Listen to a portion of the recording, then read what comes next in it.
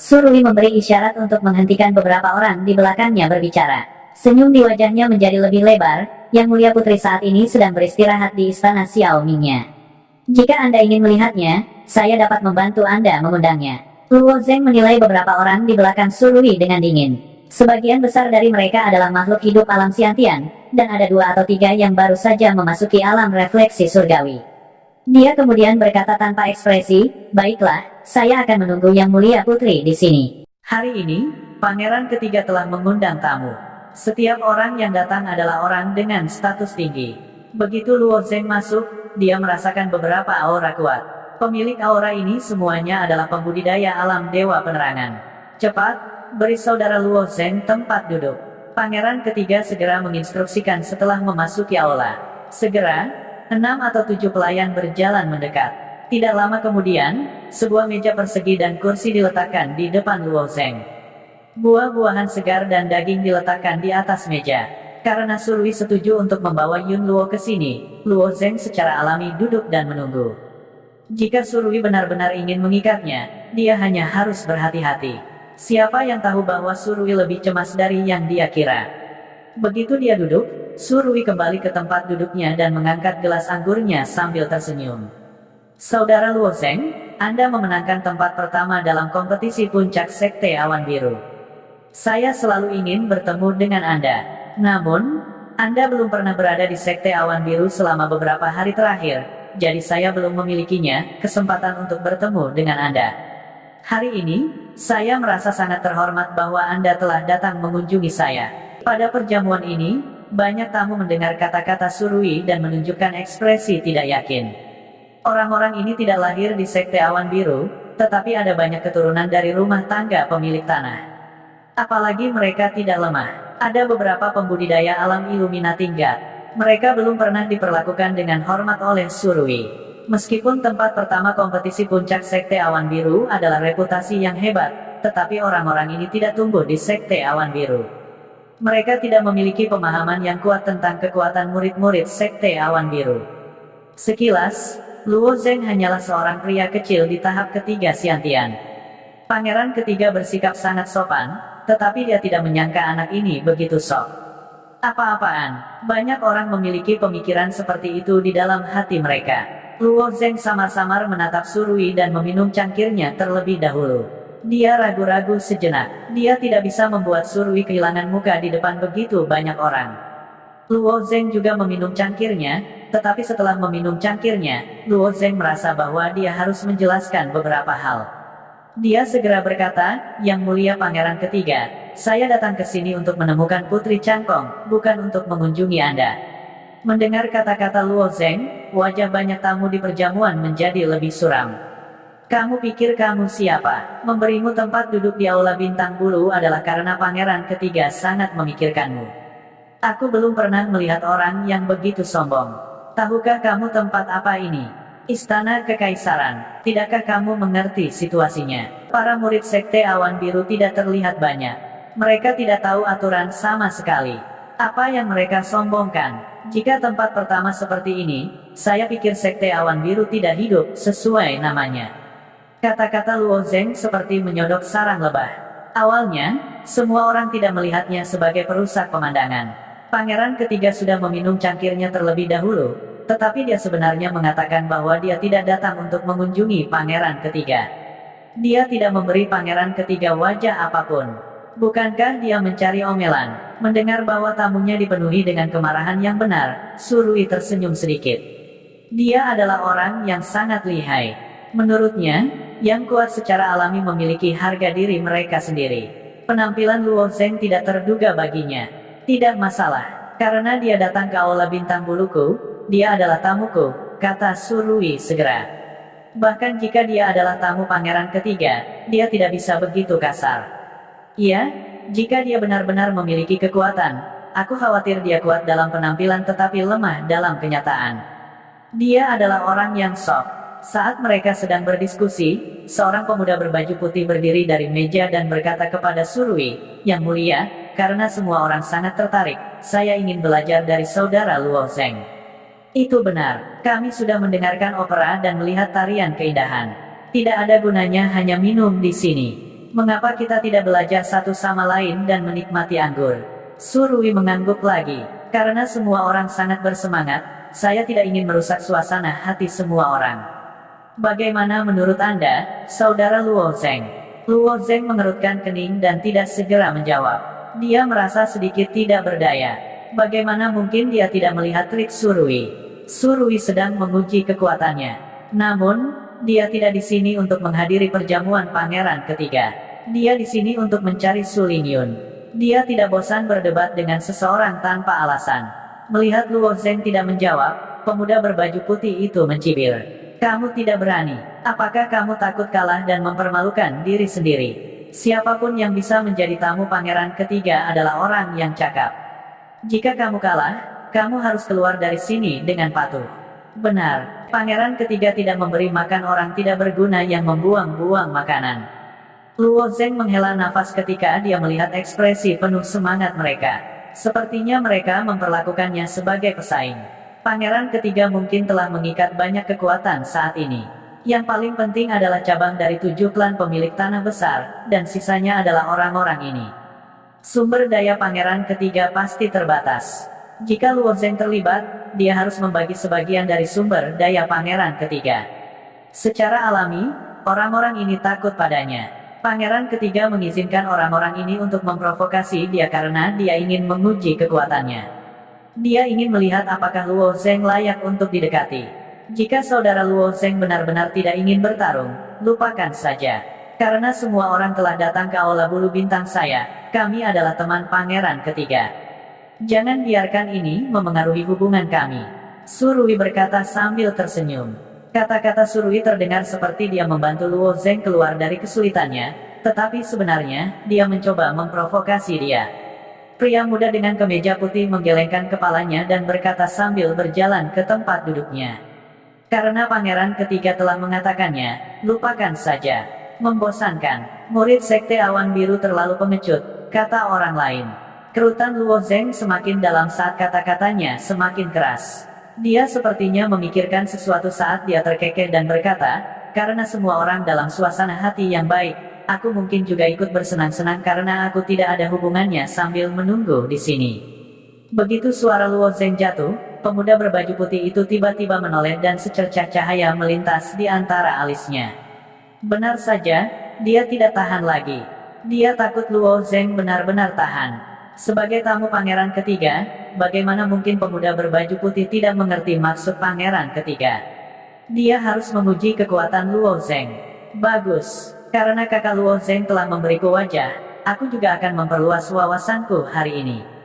Ayo bertaruh. Jika ada yang bisa mengalahkan kakak Luo Zeng hari ini, aku akan menghadiahinya dengan 1000 batu kristal persegi.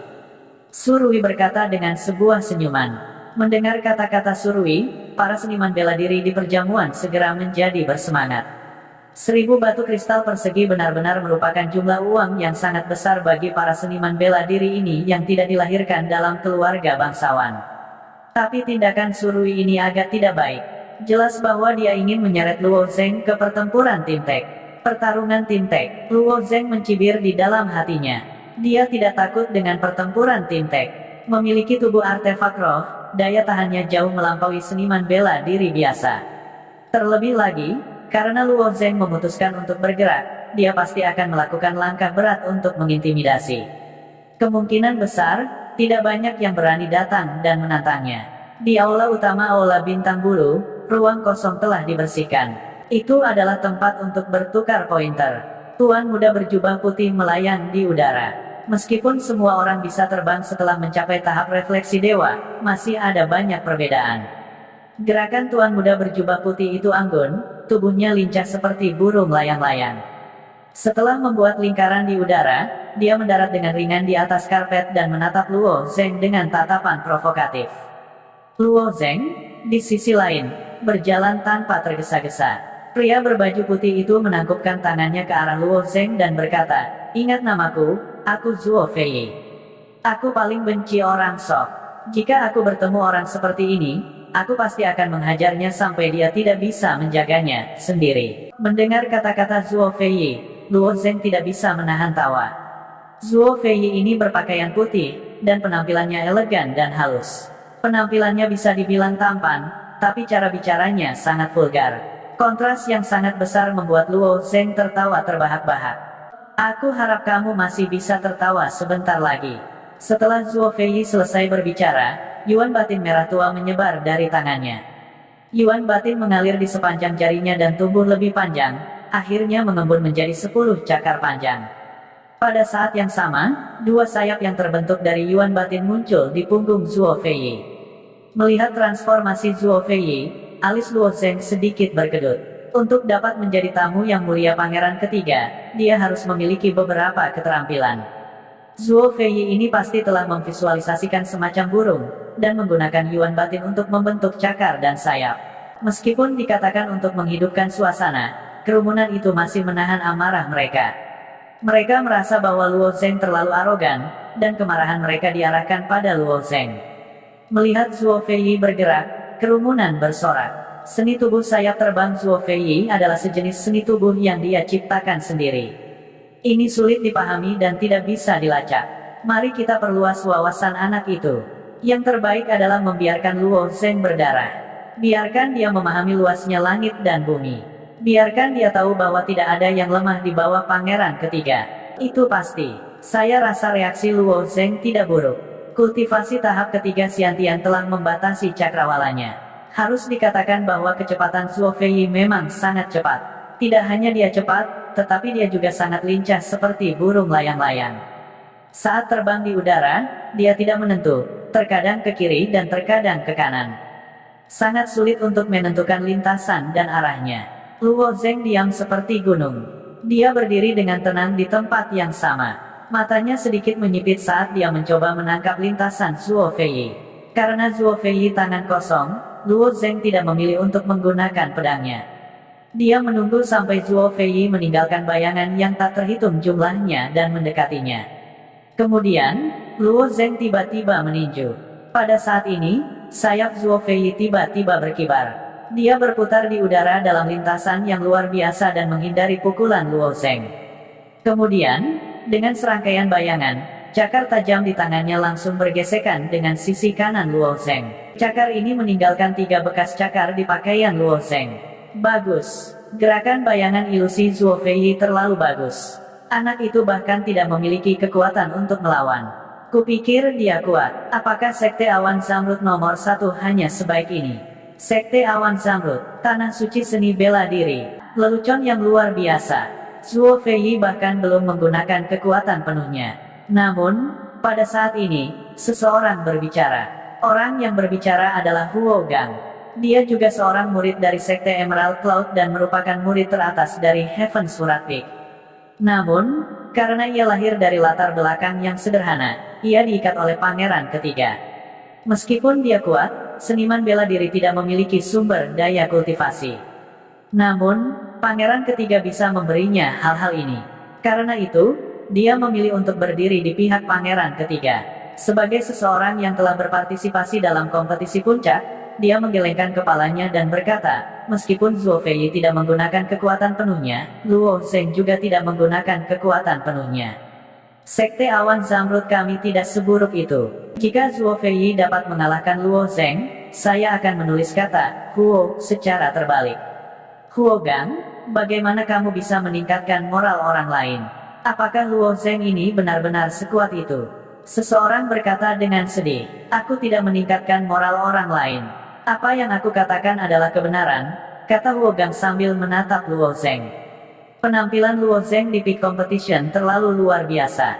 Itu meninggalkan kesan mendalam pada Huo Gang dan dia tidak akan pernah melupakannya selama sisa hidupnya. Pada kenyataannya, orang yang lebih terkejut saat ini adalah Zuo Fei. Cakar merah gelap di tangannya terbentuk dari True Aether miliknya. Dia awalnya berpikir bahwa dia akan mampu merobek bahu Luo Zeng dengan cakarnya. Paling tidak, dia akan bisa meninggalkan 3 alur yang dalam di atasnya. Namun, dia menemukan bahwa tubuh Luo Zeng sekeras pelat baja. Bahkan pelat baja akan terkoyak oleh cakarnya. Kekuatan tubuh fisik Luo Zeng sangat sulit untuk digambarkan. Jika dia harus menggambarkannya, itu akan sesulit beberapa harta sihir pertahanan kelas senjata roh. Bagaimana dia bisa memiliki tubuh fisik yang kuat? Orang ini tidak mungkin monster, kan? Zuo Feiyi bukan murid dari Sekte Awan Biru. Sebenarnya, dia milik dunia persilatan. Seniman bela diri di wilayah timur umumnya memiliki 3 jalur pertumbuhan. Di antara mereka, yang terkuat dan paling menonjol secara alami pergi ke Sekte Awan Biru, seperti Luo Zeng dan Hua Tianming. Jalan kedua adalah bergabung dengan tentara kekaisaran dan tumbuh melalui penempaan darah dan api.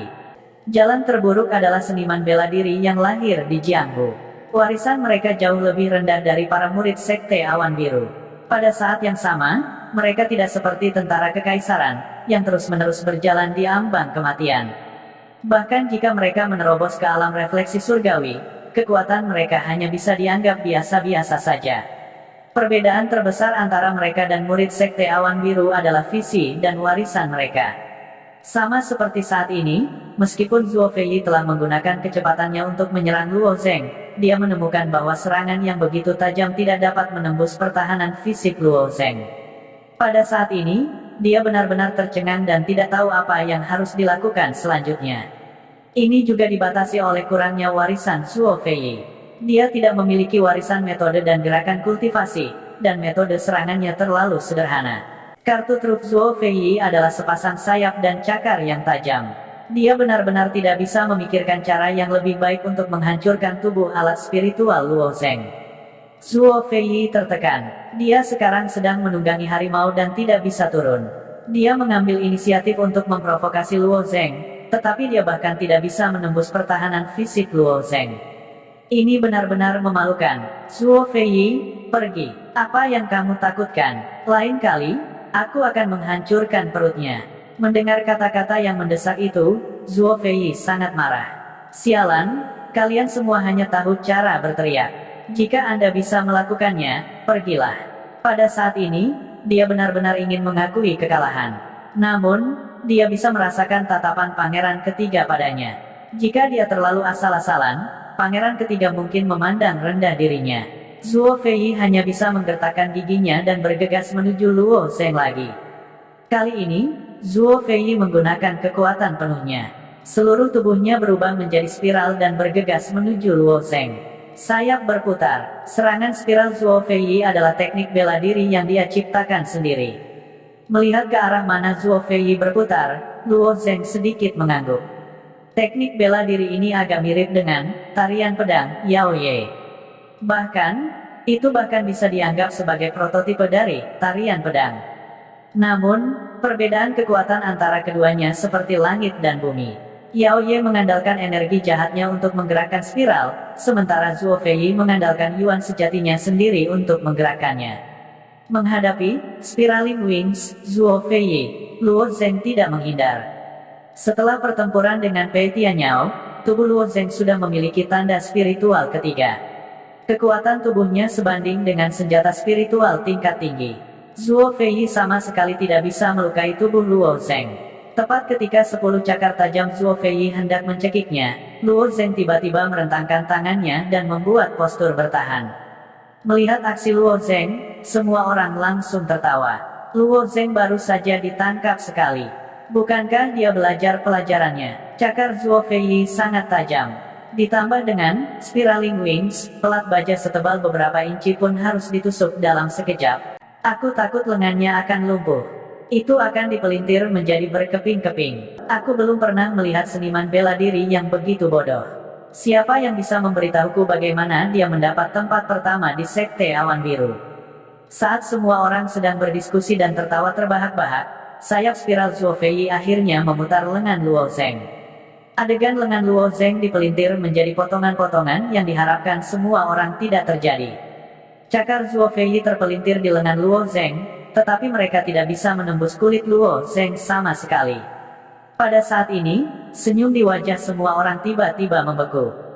Pada saat ini, pikiran para tamu di perjamuan hampir sama dengan Zuo Feiyi. Apakah ini monster Luo Zeng of Asterisk King? Biasanya, ketika tubuh fisik seseorang digambarkan tirani, itu berarti tubuh fisiknya sangat kuat. Namun, tidak peduli seberapa tirani tubuh fisik manusia, masih ada batasnya. Lagi pula, hanya ada lapisan tipis kulit di permukaan tubuh manusia, dan di bawah kulit ada daging dan darah, tidak seperti beberapa monster yang memiliki lapisan cangkang keras di permukaannya. Tidak peduli seberapa tirani tubuh fisiknya, seberapa kuat itu. Luo Zeng membuat mereka mengerti bahwa ternyata tubuh fisik bisa menjadi tirani sejauh ini. Itu berarti bahkan jika aku berdiri di sini dan membiarkanmu memukulku, kamu tidak akan bisa menyakitiku sama sekali. Ini bukan lagi sesi sparring. Ini menggoda. Hanya ketika kesenjangan dalam kekuatan cukup besar, seseorang dapat memiliki kemampuan untuk menggoda yang lain. Melihat senyum tipis di wajah Luo Zeng, banyak tamu mengerti bahwa Luo Zeng tidak peduli dengan pendapat mereka sama sekali karena kekuatan mereka tidak layak disebutkan di depan Luo Zeng. Namun, mata Surui bermekaran dengan cahaya. Luo Zeng ini benar-benar berbakat. Dia harus memikirkan cara untuk merekrutnya di bawah panjinya. Pada awalnya, Surui tidak begitu tertarik dengan kekuatan Luo Zeng. Dia peduli dengan reputasi Luo Zeng. Jika dia bisa mendapatkan nomor 1 Blue Cloud Sect di bawah panjinya, maka Blue Cloud Sect akan memiliki efek berantai. Luo Zeng seperti kunci untuk membuka pintu Sekte Awan Biru. Tapi sekarang sepertinya Luo Zeng bukan hanya kunci, dia juga pedang yang tajam. Terlebih lagi, Luo Zeng baru berusia 17 tahun. Dia masih memiliki masa depan tanpa batas. Pencekikan spiral Zuo Feiyi hanya berlangsung beberapa saat sebelum dihancurkan oleh pukulan Luo Zeng, dan Zuo Feiyi segera dikalahkan. Dalam duel seperti ini, itu awalnya dimaksudkan untuk dilakukan. Bahkan menang dengan 1 atau 2 gerakan akan dianggap sebagai kemenangan. Selain itu benar-benar sepihak sekarang. Zuo Feiyi juga yakin akan kehilangannya. Ketika dia melihat Luo Zeng lagi, bahkan ada jejak kekaguman di matanya, dan dia tiba-tiba merasa bahwa Luo Zeng tidak terduga. Dari awal hingga akhir, Luo Zeng tidak menggunakan senjata apapun, juga tidak menggunakan esensi sejati. Dia berdiri di tempat yang sama tanpa bergerak 1 langkah pun. Jika ini tidak terduga, lalu apa itu? Selain sedih, Zuo Feiyi bahkan memiliki jejak kerinduan pada Sekte Awan Biru. Dia baru saja memasuki tahap refleksi surgawi, dan masih ada kesempatan baginya untuk memasuki Sekte Awan Biru. Zuo Feiyi tidak tahu bahwa kejeniusan tingkat Luo Zeng tidak umum di Sekte Awan Biru. Sekte Awan Biru tahun ini dapat dianggap memiliki sejumlah besar jenius. 3 tahun lalu, hanya ada Li Yifeng, tetapi tahun ini, ada 3 orang yang langsung melompat, Hua Tianming, Pei Tianyao, dan Luo Zeng. Masing-masing lebih mengerikan daripada yang terakhir. Yang mulia pangeran ketiga, bawahan ini tidak berbakat dan telah kalah dari Luo Zeng, kata Zuo Feiyi kepada Surui. Surui mengangguk, kakak Luo Zeng adalah seorang jenius yang langka di Sekte Awan Biru. Kamu tidak perlu tertekan bahkan jika kamu kalah darinya. Seorang jenius yang langka dalam 1000 tahun. Bukankah ini terlalu berlebihan? Beberapa seniman bela diri tidak puas dengan evaluasi Surui. Lagi pula, wilayah timur dapat menghasilkan terlalu banyak orang dalam 1000 tahun.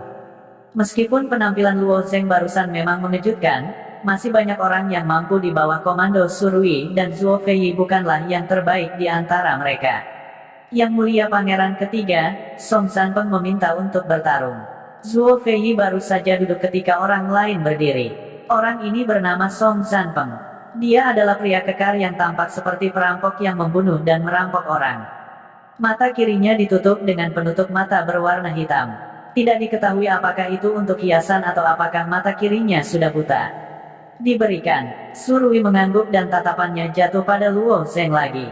Menurut pendapat Surui, segala sesuatu di dunia ini bisa ditukar. Luo Zeng sangat menentangnya dan tidak mau bergabung dengan kampnya. Bagaimana mungkin Surui tidak mengetahuinya? Namun, dia mengerti bahwa selama manfaat yang dia tawarkan cukup besar, dia akan dapat menggerakkan Luo Zeng. Memang benar bahwa Luo Zeng adalah seorang jenius, tetapi dia masih membutuhkan sumber daya. Sekte Awan Biru mungkin mencoba yang terbaik untuk mengolah Luo Zeng, tetapi bagi seorang seniman bela diri, semakin banyak sumber daya semakin baik. Dari sinilah kepercayaan Surui berasal. Surui dapat berpartisipasi dalam pertarungan memperebutkan tahta karena sumber daya yang dia kendalikan. Dibandingkan dengan dia, putra mahkota hanya bisa dianggap sebagai orang miskin.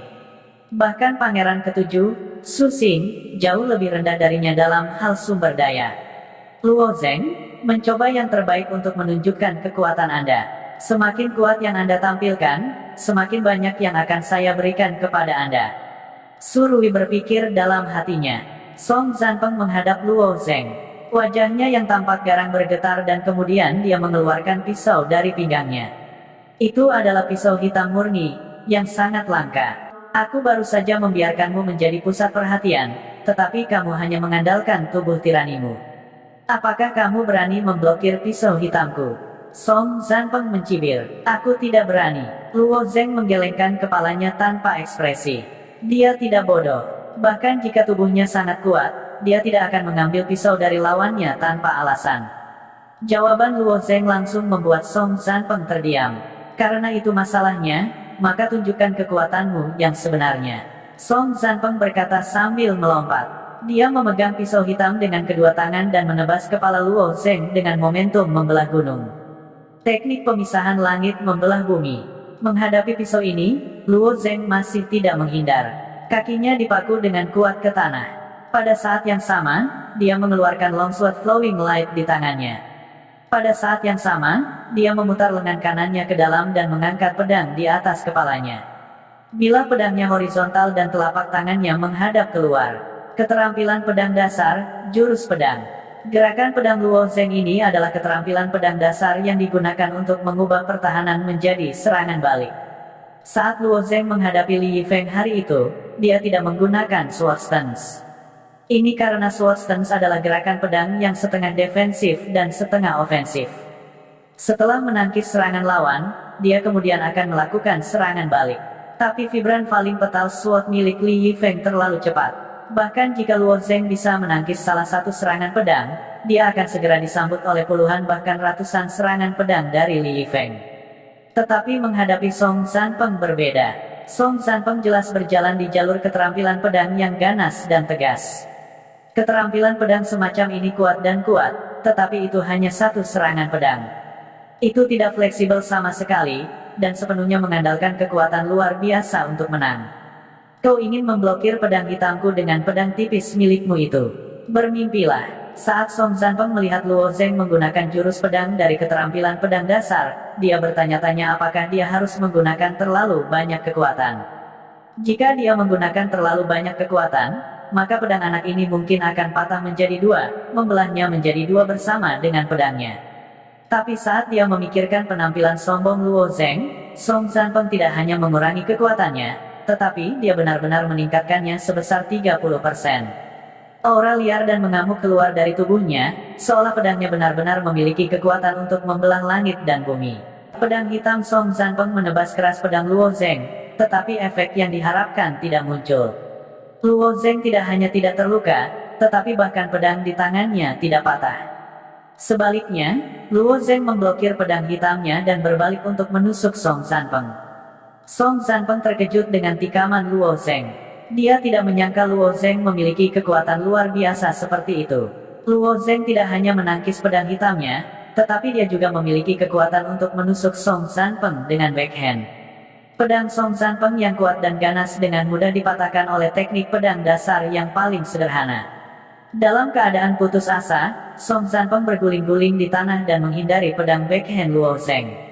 Ketika dia bangun, wajahnya yang gelap dan merah menjadi pucat.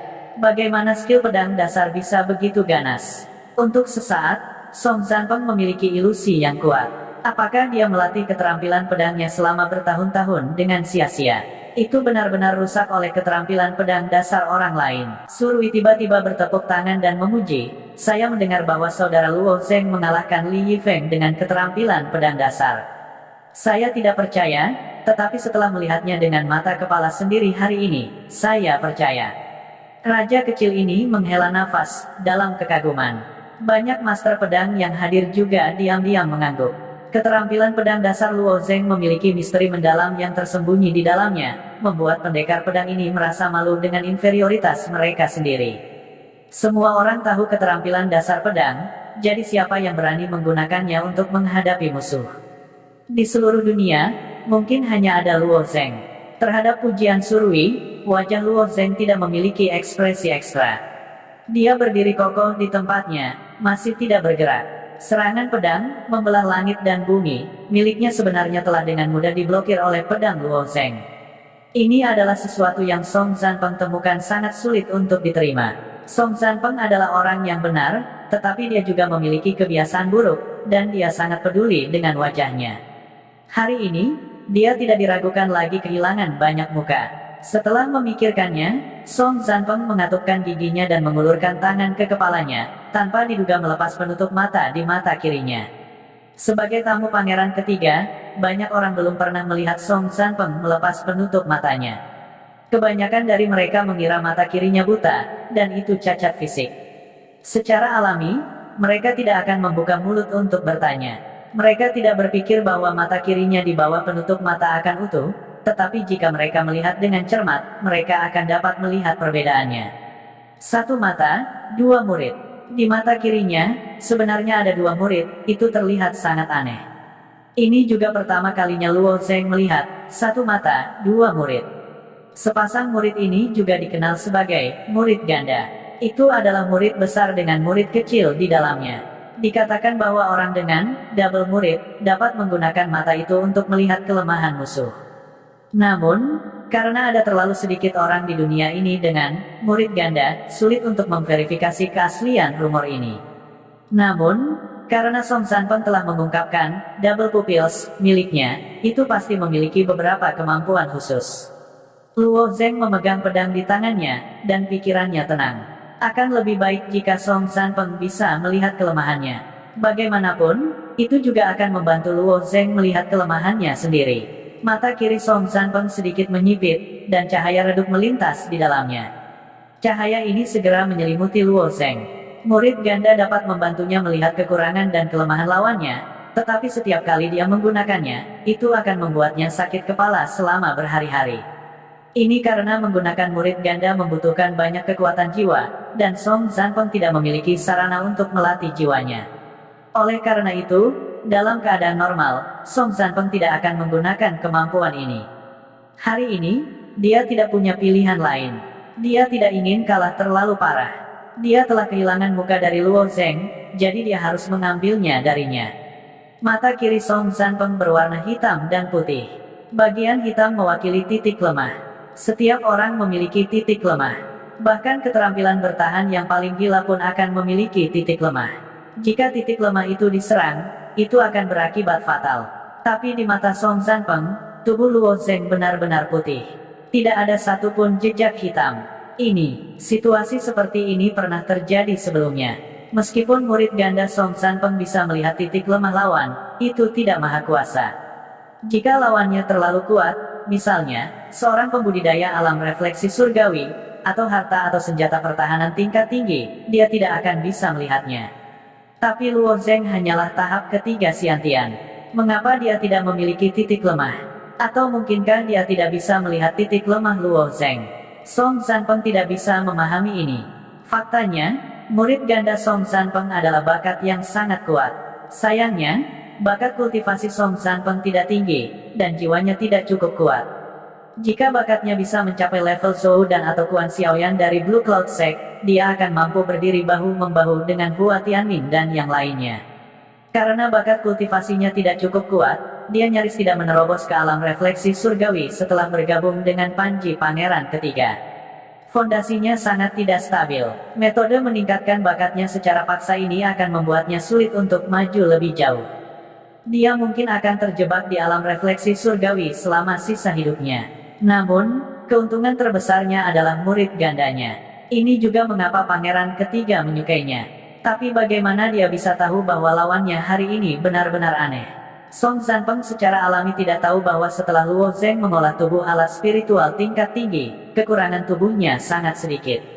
Song Zanpeng bisa melihat kekurangan dari Divine Reflection Realm dan di bawahnya, tapi dia hanya bisa melihat kekurangan dari alat spiritual tingkat rendah dan di bawahnya. Song Zanpeng, untuk apa kamu melamun? Kamu masih belum melihat kelemahan anak ini. Jika kamu bisa melihatnya dengan jelas, maka pergilah bertarung. Teriak seseorang dengan tidak sabar. Banyak tamu yang hadir memahami kemampuan Song Zanpeng. Pupil gandanya sangat kuat, dan dia bisa melihat kelemahan lawannya dengan sekali pandang. Bagaimana dia bisa bertarung jika lawannya bisa melihat semua kelemahan mereka? Saat itu, Song Zanpeng telah meyakinkan banyak orang dengan langkah ini. Awalnya, ketika semua orang melihat Song Zanpeng melepas penutup matanya, mereka mengira dia akan menjadi gila.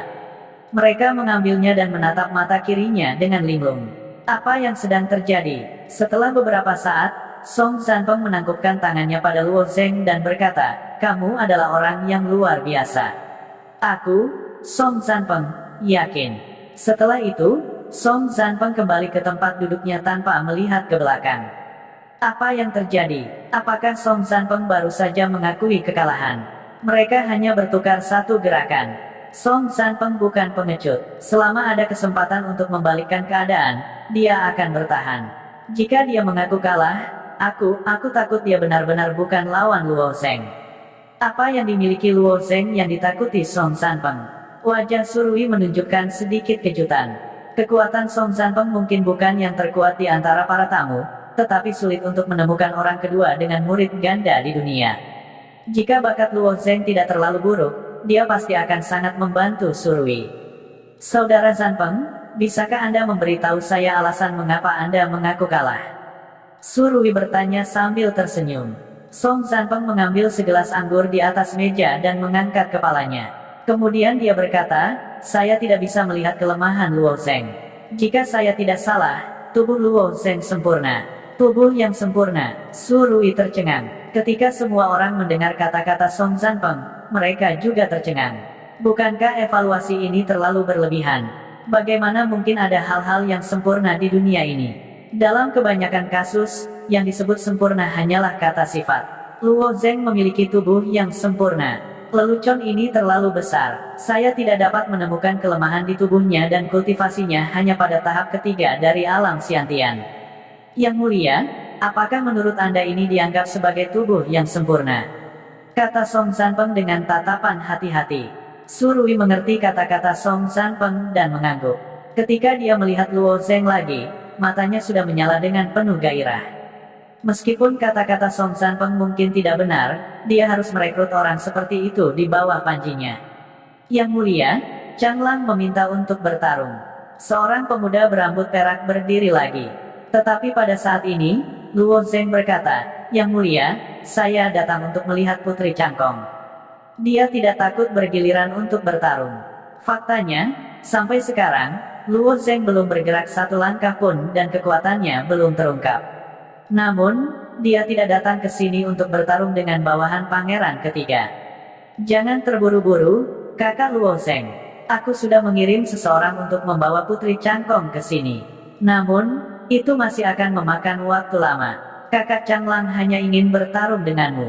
Tolong beri aku kehormatan," kata Surui dengan nada rendah senyum. Dia sudah melihat melalui titik ini.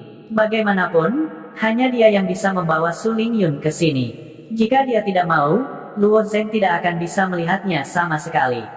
Wajah Luo Zeng sedikit gelap. Dia tidak mengatakan apa-apa tetapi matanya dipenuhi dengan kemarahan. Jika dia tidak menggunakan metode yang berat, orang-orang ini tidak akan berhenti. Memikirkan hal ini, Luo Zeng tersenyum dan berkata, "Kalau begitu, saudara Chang Lang, silakan bertarung." Setelah Chang Lang memasuki arena, Luo Zeng tiba-tiba menyerang begitu pertarungan dimulai. Dia masih mengandalkan tubuh fisiknya yang kuat. Namun, kali ini, lebih dari 50 sisik naga di tubuhnya menyala. Pada saat yang sama, Luo Zeng mengaktifkan energi di Phoenix Soaring Crystal di lengan kanannya. Setelah peningkatan kecepatan yang tiba-tiba, Luo Zeng seperti kucing gunung yang gesit. Di sisi lain, Chang Lang berpikir bahwa Luo Zeng akan seperti dua pertarungan sebelumnya, berdiri di sana dengan pasif dan melawan setiap gerakan. Pada akhirnya, Luo Zeng sudah sangat dekat dengannya bahkan sebelum dia bisa bergerak. Chang Lang nyaris tidak berhasil memblokir serangan Luo Zeng. Setelah menerima tinju Luo Zeng, ekspresi Chang Lang berubah drastis. Kekuatan Luo Zeng seperti gelombang laut. Itu bukan sesuatu yang bisa dia tolak sama sekali. Dengan satu gerakan, Chang Lang dikirim terbang oleh Luo Zeng, menghancurkan banyak furnitur di Feather Star Hall. "Beraninya kau." Melihat adegan ini, seseorang meneriaki Luo Zeng dengan keras.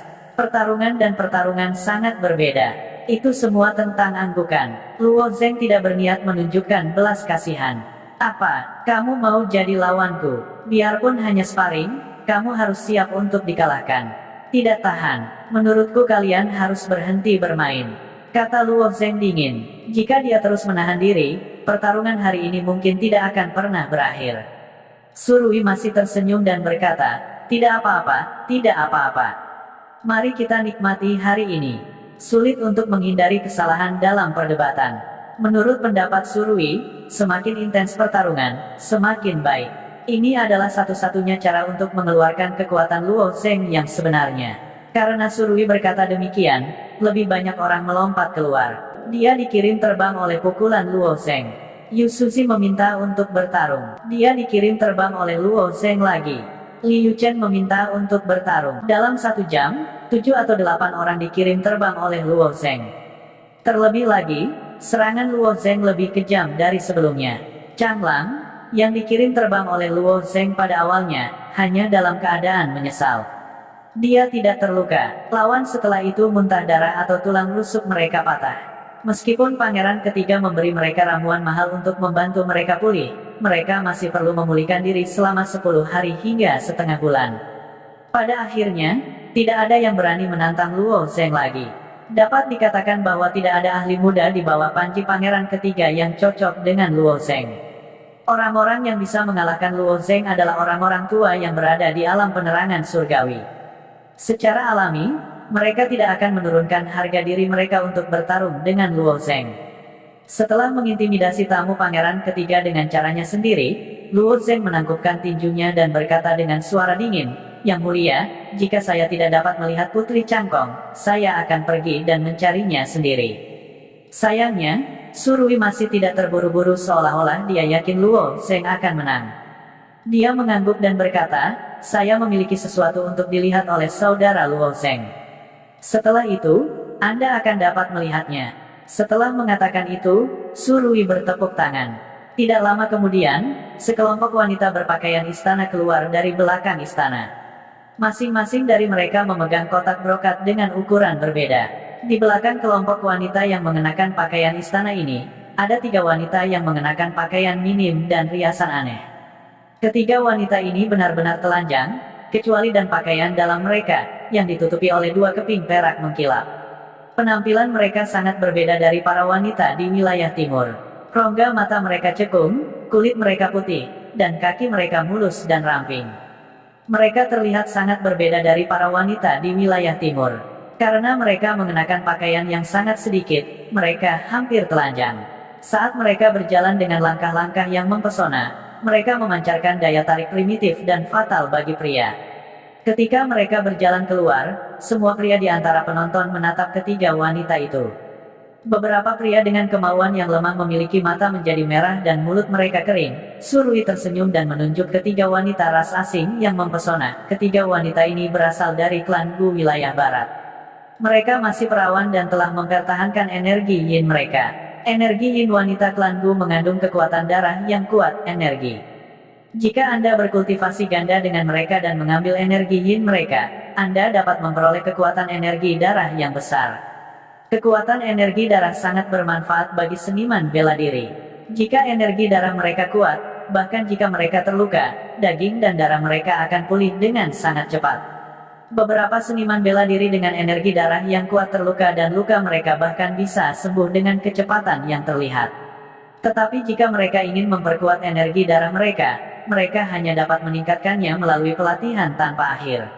Apalagi kecepatannya sangat lambat dan kesulitannya mirip dengan melatih jiwa mereka. Pil yang dapat memperkuat energi darah seseorang sama dengan pil yang dapat memperkuat jiwa, mereka dijual dengan harga setinggi langit.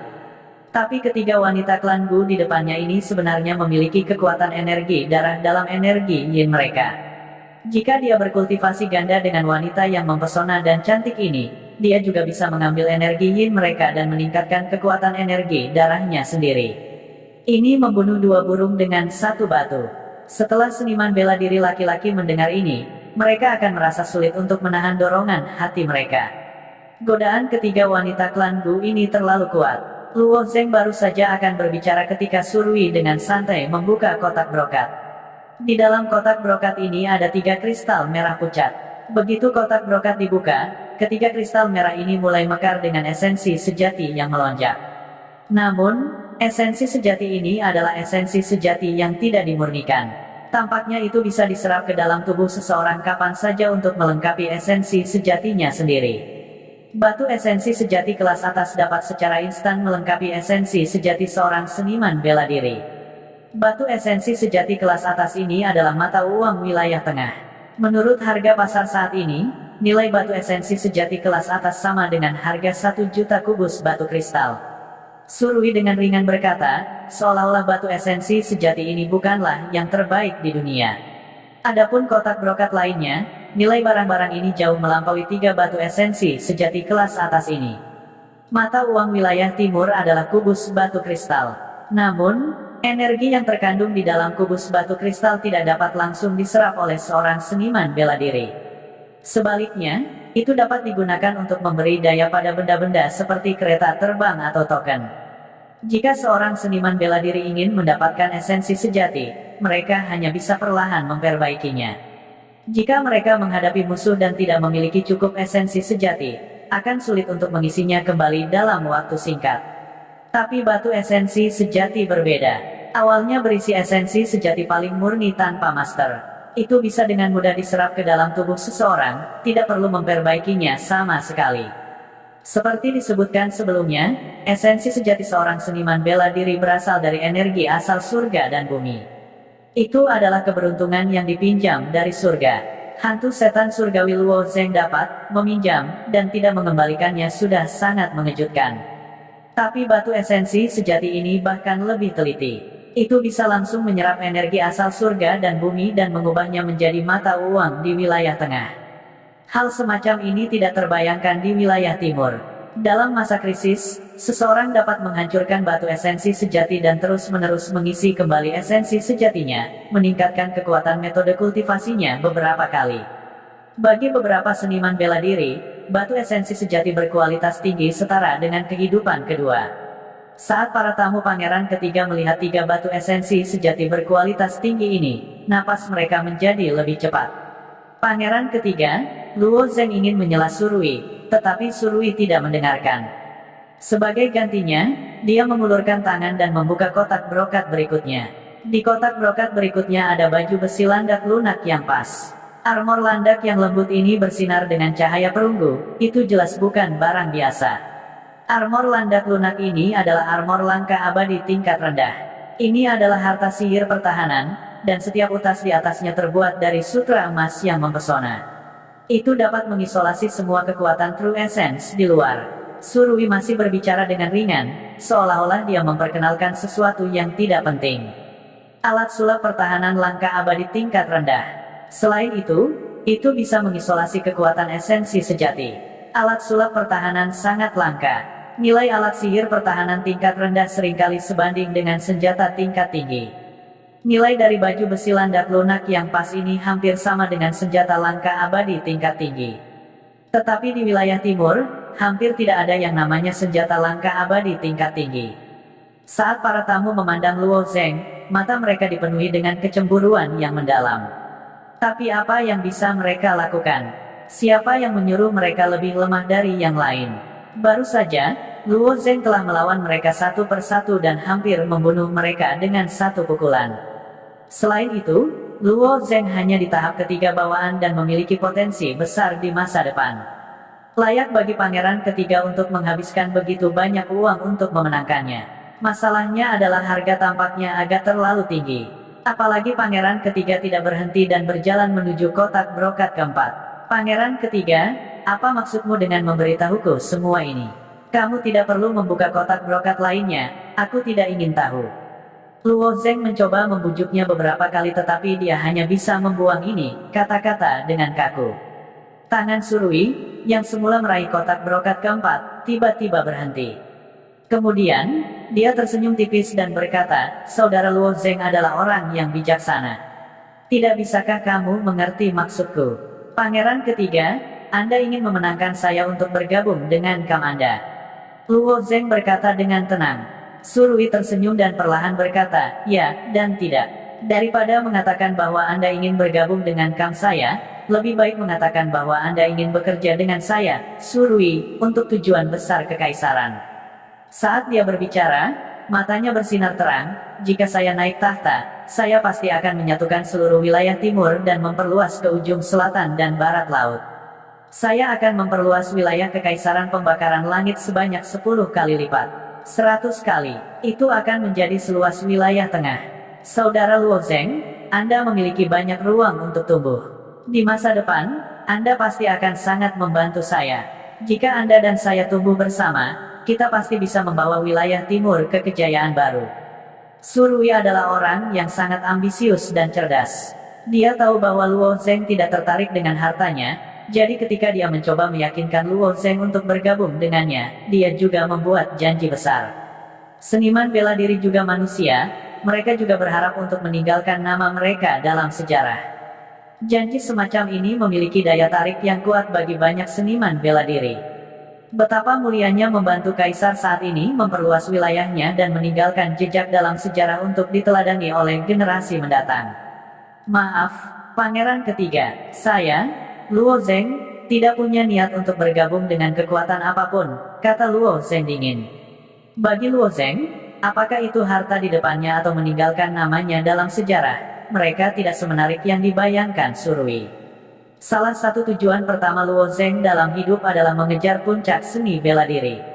Dia ingin berdiri di puncak seni bela diri dan melihat esensi dunia. Tujuan lainnya adalah untuk melindungi adiknya, Luo Yan. Meskipun Luo Yan masih di Sekte Awan Biru, menurut Xi Jingtian, tidak ada jaminan bahwa dia akan dibawa pergi oleh orang itu di wilayah tengah suatu hari nanti. Tidak ada banyak waktu tersisa untuk Luo Zeng. Dia masih perlu tumbuh dengan cepat sampai dia bisa melawan orang itu. Untuk mengubah nasib Luo Yan, mungkin dia punya tujuan lain dalam hidup sekarang, yaitu melindungi Su Lingyun.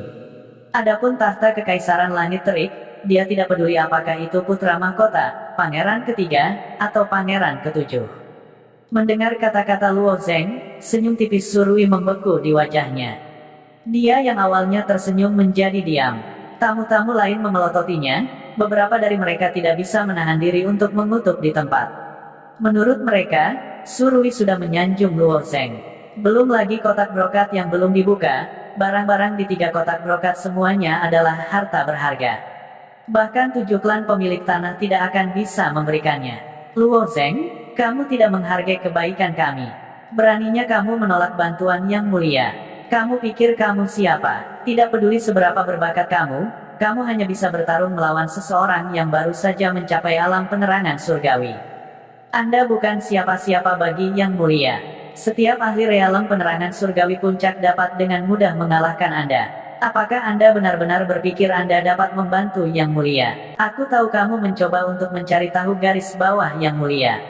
Kamu ingin menawar lebih banyak, tapi izinkan aku memberitahumu, kamu tidak bisa terlalu serakah.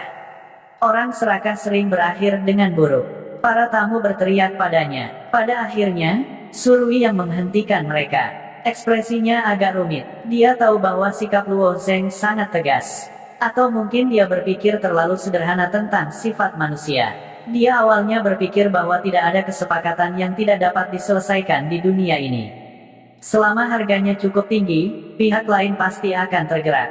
Tapi sekarang, sepertinya dia naif. Namun, kecintaan Surui pada bakat muncul dan dia tidak menyerah. Dia memikirkan apa yang dipedulikan Luo Zeng. Sangat cepat, mata Surui menjadi cerah. Dia mengerti bahwa dia telah memahami kelemahan Luo Zeng. Sejak Luo Zeng memasuki Aula Bintang Bulu, dia tidak pernah memperhatikan apapun di sini. Satu-satunya alasan dia tinggal di sini adalah untuk menunggu Su Lingyun. Jaringan intelijen Surui telah menyelidiki hubungan antara Su Lingyun dan Luo Zeng. Saat itu, Su Lingyun adalah mentor Luo Zeng di Xiaoyu Peak. Apa yang Surui tidak tahu adalah mengapa Luo Zeng begitu khawatir tentang Su Lingyun hanya karena dia adalah mentornya. Namun, Surui tidak perlu mencari tahu. Dia hanya perlu tahu bahwa Luo Zeng sangat peduli pada Su Lingyun. Luo Zeng menutup telinga terhadap kata-kata para tamu. Sebaliknya, dia berkata kepada Surui, Pangeran Ketiga, sudah lama sekali, saya melihat Putri Cangkong belum. Mungkinkah Pangeran Ketiga telah mempermainkanku sejak awal? Jangan khawatir, Yang Mulia akan segera datang. Wajah Surui kembali tersenyum. Dia tampaknya lebih percaya diri bahwa dia bisa membuat Luo Zeng tetap tinggal. Di istana Xiaoming, istana Changming memancarkan cahaya lembut. Istana Changming yang dulu ramai dengan aktivitas sekarang sepi. Selain pelayan istana, tidak ada orang lain yang diizinkan mendekati istana Xiaoming. Perasaan berada di bawah tahanan rumah tidak baik. Hari-hari ini, Su Lingyun bosan dan bahkan meminta nasihat pelayan istana yang lebih tua tentang sulaman. Jari-jarinya yang gesit memutar-mutar jarum perak dan menarik benang warna-warni bola-bali di atas satin seputih salju. Dengan bakat Su Lingyun, belajar menyulam menjadi lebih mudah. Pada satin seputih salju, pola seperti bunga perlahan-lahan digariskan. Polanya rapi, bulat dan berwarna-warni. Tingkat polanya sudah melampaui pelayan istana yang pandai menyulam. Dia menatap kosong pada pola pada satin seputih salju dan merasa sedikit tertekan. Itu menakutkan ketika dia bosan. Kompetisi puncak seharusnya berakhir. Hasil seperti apa yang didapatkan Luo Zeng di Peak Competition kali ini? 100 teratas. Su Lingyun sudah sangat puas dengan hasil ini. Memikirkan hal ini, mata cerah Su Lingyun berubah menjadi bulan sabit. Jika Luo Zeng masuk ke 100 besar, itu akan cukup untuk menaikkan peringkat puncak Xiaoyu beberapa peringkat. Untuk dapat memilih Luo Zeng dari begitu banyak murid, dia tampaknya memiliki mata yang bagus untuk bakat. Faktanya, tinggal di puncak Xiaoyu sebagai guru jauh lebih baik daripada dirinya saat ini. Jika dia tidak meninggalkan puncak Xiaoyu pada waktu itu, perjuangan politik di istana tidak akan melibatkannya. Tapi dia tidak bisa hanya duduk dan tidak melakukan apa-apa. Putra mahkota adalah saudara kandungnya. Sayangnya, bahkan jika dia kembali ke istana surga yang terbakar, dia tidak dapat mengubah situasi secara keseluruhan. Putra mahkota sudah disegel. Meskipun pangeran ketiga mengatakan bahwa itu untuk melindungi putra mahkota, pada kenyataannya, dia menempatkan putra mahkota di bawah tahanan rumah. Su Lingyun, sebagai adik kandung putra mahkota, Putri Changkong, yang paling disukai oleh Su Qian. Membosankan, akan sangat bagus jika dia bisa pergi ke Sekte Awan Zamrud. Dia dengan santai melambaikan tangannya dan satin seputih salju itu secara akurat tersampir di gantungan. Ternyata satin seputih salju ini sudah menjadi jubah putih yang hampir selesai, tetapi dia tidak tahu untuk siapa itu dibuat. Berjalan tanpa alas kaki di tanah yang halus, dia memiliki perut yang penuh amarah tetapi tidak ada yang melampiaskannya. Su Lingyun tidak bisa menahannya lagi. Mungkin setelah beberapa waktu, dia akan memegang belati pahlawan merah 3 kaki dan bertarung sampai mati dengan para kasim tua di istana. Pada saat ini, sebuah suara tiba-tiba datang dari luar istana. Putri Changkong, yang mulia pangeran ketiga meminta kehadiranmu. Bulu mata panjang Su Lingyun berkedip. Pada saat ini, pria yang surui ingin menemukanku. Apa yang sedang terjadi? Jangan bilang dia ingin menyingkirkanku sekarang. Wajah Su Lingyun menunjukkan sedikit seringai. Berbicara secara logis, seharusnya tidak demikian. Pertarungan antara Surui dan Su Xing belum berakhir. Meskipun Surui memiliki sumber daya yang melimpah dan banyak orang yang mendukungnya, Su Xing memiliki sekelompok kasim tua yang berdiri di belakangnya. Kasim tua ini jarang menunjukkan diri mereka tetapi mereka memang sekelompok orang tua yang tidak bisa diabaikan. Sebelum pemenang diputuskan antara dua orang ini, dia dan saudara laki-lakinya harus aman. Tapi saat ini, kenapa dia mengundangku? Tidak mungkin dia ingin mengenang masa lalu bersamaku, saudara tirinya. Kekerabatan keluarga kerajaan sangat acuh tak acuh. Setelah perkelahian pecah, itu akan sering menjadi perjuangan hidup dan mati. Jejak hubungan darah ini tidak dapat mengubah apapun. Membawa segala macam keraguan, Su Lingyun mengenakan jubah Phoenix gelap dan berjalan keluar dari istana Xiaoming. Memikirkannya, dia sudah lama tidak keluar dari istana Xiaoming. Pada saat ini, Su Lingyun benar-benar merasa seolah-olah dia dibebaskan dari penjara. Sementara imajinasinya berjalan liar, dia tidak bisa menahan diri untuk tidak menggelengkan kepalanya. Itu sangat menyedihkan. Putri Changkong yang bermartabat benar-benar jatuh ke dalam situasi ini. Itu benar-benar seperti burung phoenix yang dalam kesulitan lebih rendah daripada ayam. Berjalan di jalan berliku di istana kerajaan, dia bahkan membuka dadanya untuk menghirup udara kebebasan. Berada di bawah tahanan rumah benar-benar menyiksa. Setelah beberapa saat, Su Lingyun akhirnya tiba di Feather Star Hall. Melihat Feather Star Hall yang terang benderang, Su Lingyun tidak merasa terkejut sama sekali. Setiap malam Surui terus-menerus mengikat kekuatan eksternal untuk meningkatkan daya tawarnya. Di sisi lain, Pangeran ketujuh, Su Xing, jauh lebih acuh tak acuh. Selain berurusan dengan beberapa kepala klan dari 7 keluarga bangsawan, dia jarang memperhatikan orang-orang di dunia bawah ini. Keduanya memiliki strategi yang berbeda, jadi tidak bisa dikatakan siapa yang lebih kuat atau lebih lemah. Semuanya hanya akan diketahui setelah hasil akhir. Setelah memasuki Feather Star Hall, Su Lingyun mulai mencari Surui. Setelah berada di bawah tahanan rumah begitu lama, dia secara alami harus membuat beberapa pernyataan sarkastik.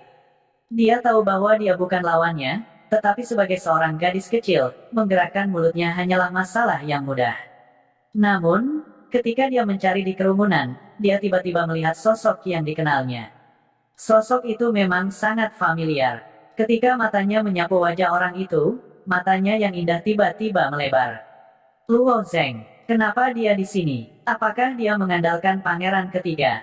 Perasaan tidak menyenangkan muncul di hati Su Lingyun. Sebenarnya, dari sudut pandang Su Lingyun, apakah Luo Zeng mengandalkan pangeran ketiga atau tidak akan mengubah apapun. Sisi pangeran ketiga penuh dengan orang-orang berbakat.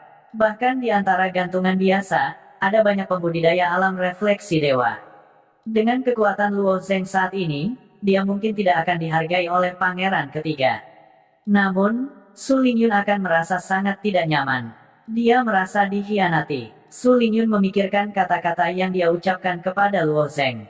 Dia sangat mempercayainya dan bahkan berharap Luo Zeng akan menciptakan keajaiban di masa depan. Dia berharap bahwa dia akan tumbuh dan membantunya membalikkan keadaan sendirian.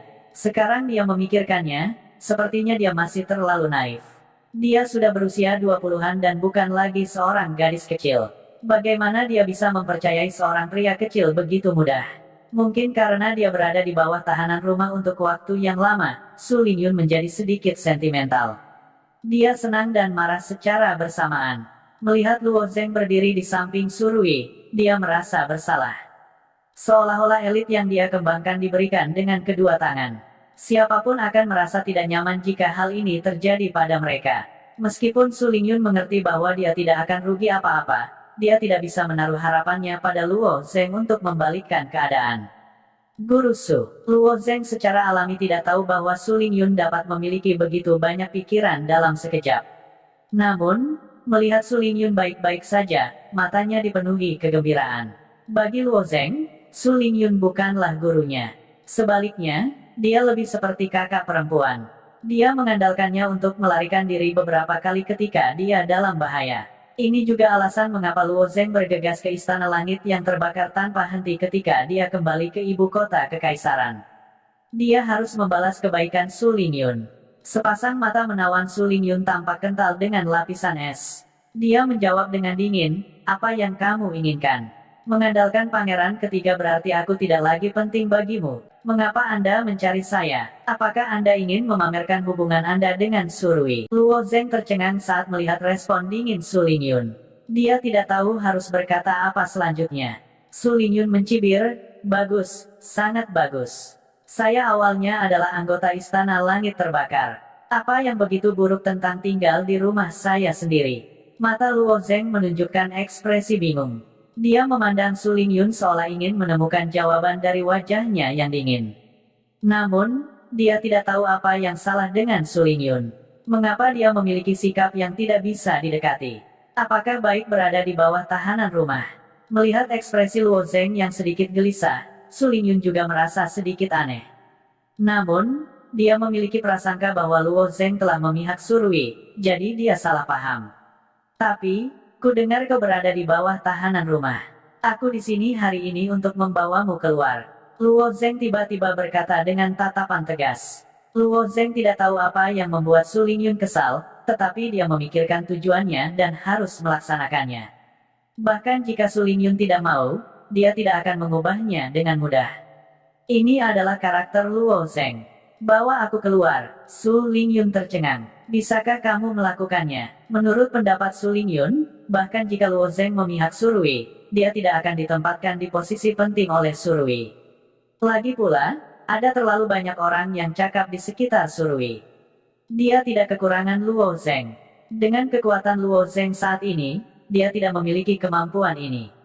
Aku belum melakukannya. Bagaimana aku tahu? Luo Zeng menjawab. Pada saat ini, Surui tiba-tiba tertawa kecil dan berjalan mendekat. Saudara Luo Zeng, bukan tidak mungkin untuk membawa Su Lingyun pergi. Bukan tidak mungkin. Jantung Su Lingyun berdetak kencang. Dia sepertinya berpikir bahwa dia salah dengar. Perjuangan politik dalam keluarga kerajaan adalah tentang memusnahkan semuanya. Dia tidak percaya bahwa Surui akan membiarkannya pergi begitu saja. Tapi mengapa Surui mengatakan hal seperti itu? Apakah Luo Zeng memiliki kekuatan untuk membuat Surui menyerah? Surui mengangguk dan berkata kepada Su Lingyun, namun, aku punya syarat. Wajah Luo Zeng menjadi gelap ketika dia mendengar kata-kata Surui. Dia bisa menebak kondisi seperti apa yang akan ditetapkan Surui. Luo Zeng bisa mengerti, tapi Su Lingyun tidak bisa. Dia bertanya, kondisi apa? Kakak, jika kakak Luo Zeng mau bergabung denganku, aku bisa membiarkanmu meninggalkan istana Xiaoming. Surui berkata dengan serius. Apa? Su Lingyun tercengang. Luo Zeng tidak bergantung pada Surui.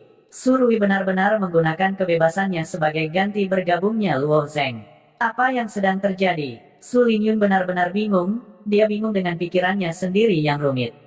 Surui jelas tidak peduli dengan apa yang dipikirkan Su Lingyun.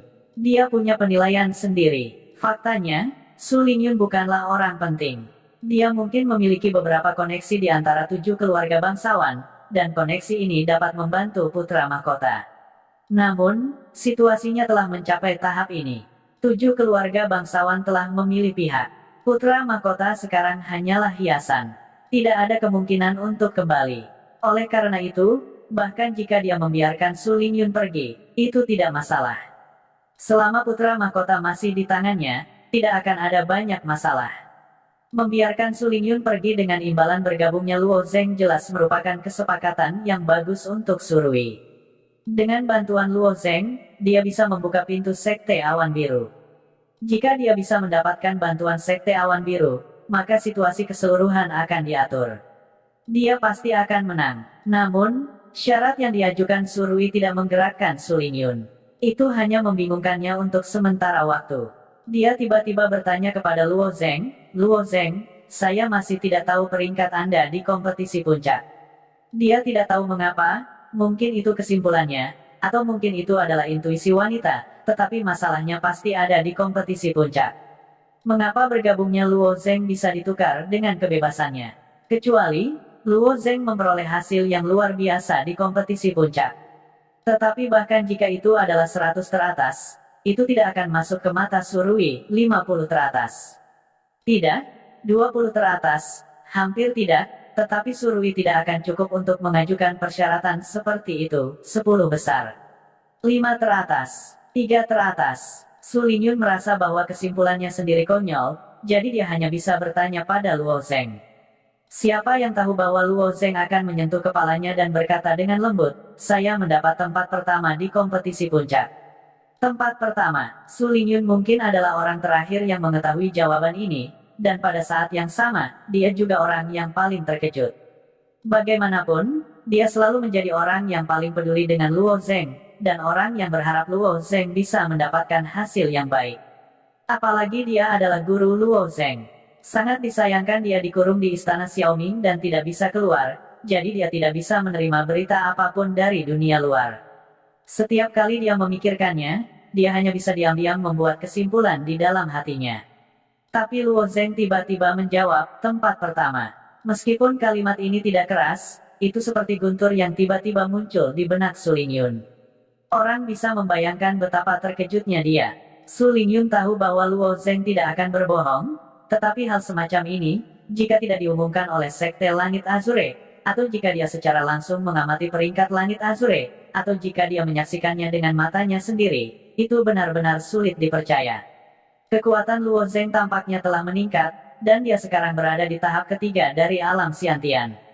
Su Lingyun melirik dan tahu. Masalahnya adalah, jadi bagaimana jika dia berada di tahap ketiga dari alam Xiantian? Bagaimana dia bisa bersaing dengan murid-murid top dari 33 puncak? Bagaimana dia bisa bersaing dengan murid langsung itu? Sementara Su Lingyun tidak mempercayainya, dia harus mempercayainya. Ini adalah satu-satunya cara untuk menjelaskan mengapa Surui mengajukan kondisi seperti itu. Jika Luo Zeng benar-benar menempati posisi pertama di Azure Sky Sect, dan Su Lingyun berdiri di posisi Surui, dia akan membuat pilihan yang sama. Jadi kata-kata Surui sebenarnya mendukung kata-kata Luo Zeng. Ketika Su Lingyun bosan di istana Xiaoming, dia pernah menghitung bahwa Luo Zeng mungkin bisa masuk 100 besar. Berapa peringkatnya? 90 sesuatu, atau 80 sesuatu. Dia tidak tahu berapa kali dia membuat spekulasi yang tidak masuk akal seperti ini. Sekarang, sepertinya dia tidak akurat sekalipun. Faktanya, dia salah besar. Prestasi Luo Zeng seharusnya cukup untuk menarik perhatian pemimpin sekte, bukan? Lalu, apakah dia bisa membawanya pergi dari Burning Sky Palace hari ini? Jantung Su Lingyun berdetak sangat cepat sehingga dia bisa mendengar detak jantungnya sendiri. Luo Zeng menoleh ke Surui dan berkata, "Yang mulia, saya sudah menjelaskannya kepada Anda. Saya tidak akan bergabung dengan salah satu pihak Anda." Surui sepertinya mengharapkan ini. Dia berkata dengan tenang, "Kalau begitu, apakah kamu pikir kamu bisa membawa putri pergi?" Mendengar ancaman samar dalam kata-kata Surui, Luo Zeng mengeluarkan Flowing Light Sword-nya dan berkata dengan hati-hati, "Saya tidak pernah berpikir bahwa saya dapat membawa Su Lingyun pergi tanpa membunuh. Karena Yang Mulia berpikir bahwa saya tidak memiliki kemampuan ini, maka aku harus membuktikannya." Mendengar Luo Zeng memanggil namanya secara langsung, hati Su Lingyun sedikit tergerak. Perasaan aneh muncul di hatinya. Bukankah orang ini selalu memanggilku Mentor Su? Kenapa dia tiba-tiba memanggilku dengan namaku? Luo Zeng memegang pedang di satu tangan dan memegang tangan Su Lingyun dengan tangan lainnya. Dia berkata, "Ayo pergi." Memegang tangan putri secara langsung adalah tindakan yang sangat ofensif. Namun, Su Lingyun tidak merasa jijik sedikitpun dan mengikuti di belakang Luo Zeng. Namun, mereka bahkan belum mengambil 2 langkah ketika seorang lelaki tua muncul di pintu masuk aula bulu. Pria tua itu tidak tinggi dan memiliki hidung bengkok yang tajam. Dia terlihat sangat garang dan mengeluarkan tekanan besar dari tubuhnya. "Luo Zeng, aku benar-benar mengagumimu. Namun, ini tidak berarti bahwa kamu memiliki alasan untuk meremehkanku. Kamu, dengan kekuatan makhluk hidup Xiantian, dapat melewati alam dan menantang seorang kultivator alam dewa refleksi. Hari ini, tidak ada tamu di perjamuanku yang menjadi lawanmu. Namun, apakah kamu pikir kamu bisa membawanya pergi dengan aman?" Refleksi alam dewa, wajah lelaki tua itu tanpa ekspresi saat dia menghalangi jalan mereka. Namun, seorang kultivator alam refleksi dewa mengeluarkan rasa penindasan yang hebat hanya dengan berdiri di sana. Seolah-olah mereka bisa membunuh orang hanya dengan mata mereka. Ditatap oleh tatapan seperti ini, Luo Zeng merasakan keringat menetes di punggungnya. Sudah lama sejak seseorang memberinya rasa penindasan yang begitu kuat. "Surui, kamu berani membunuhku?" Luo Zeng bertanya dengan dingin. Surui menggelengkan kepalanya dengan tenang. "Tentu saja aku tidak berani membunuhmu. Kamu sekarang adalah orang nomor 1 di Sekte Awan Biru. Jika aku membunuhmu, bagaimana aku bisa menjelaskannya kepada si Jintian? Karena kamu tidak berani membunuhku, lalu kenapa kamu menghentikanku hari ini?" Saat Luo Zeng berbicara, dia berbalik dan menggunakan pedang runtuh. Pedang runtuh ini dilepaskan dengan kekuatan penuh dari Phoenix Soaring Crystal di lengan kanannya. Pada saat yang sama, semua sisik naga di tubuhnya menyala. Ini praktis serangan kekuatan penuhnya. Sebelum Li Yifeng melangkah ke ranah Divine Illumination yang ekstrim, Luo Zeng hanya bisa bersaing dengan Li Yifeng dalam keterampilan pedang. Tapi orang tua ini adalah pembangkit tenaga listrik penerangan surgawi yang ekstrim. Meskipun bakat dan fondasi orang tua ini tidak sekuat Li Yifeng, seseorang yang bisa melangkah ke alam penerangan surgawi yang ekstrim tidak mungkin lemah. Perbedaan antara Luo Zeng dan lelaki tua itu terlalu besar. Melihat pedang mengancam Luo Zeng, mata lelaki tua itu bersinar dengan cahaya yang aneh.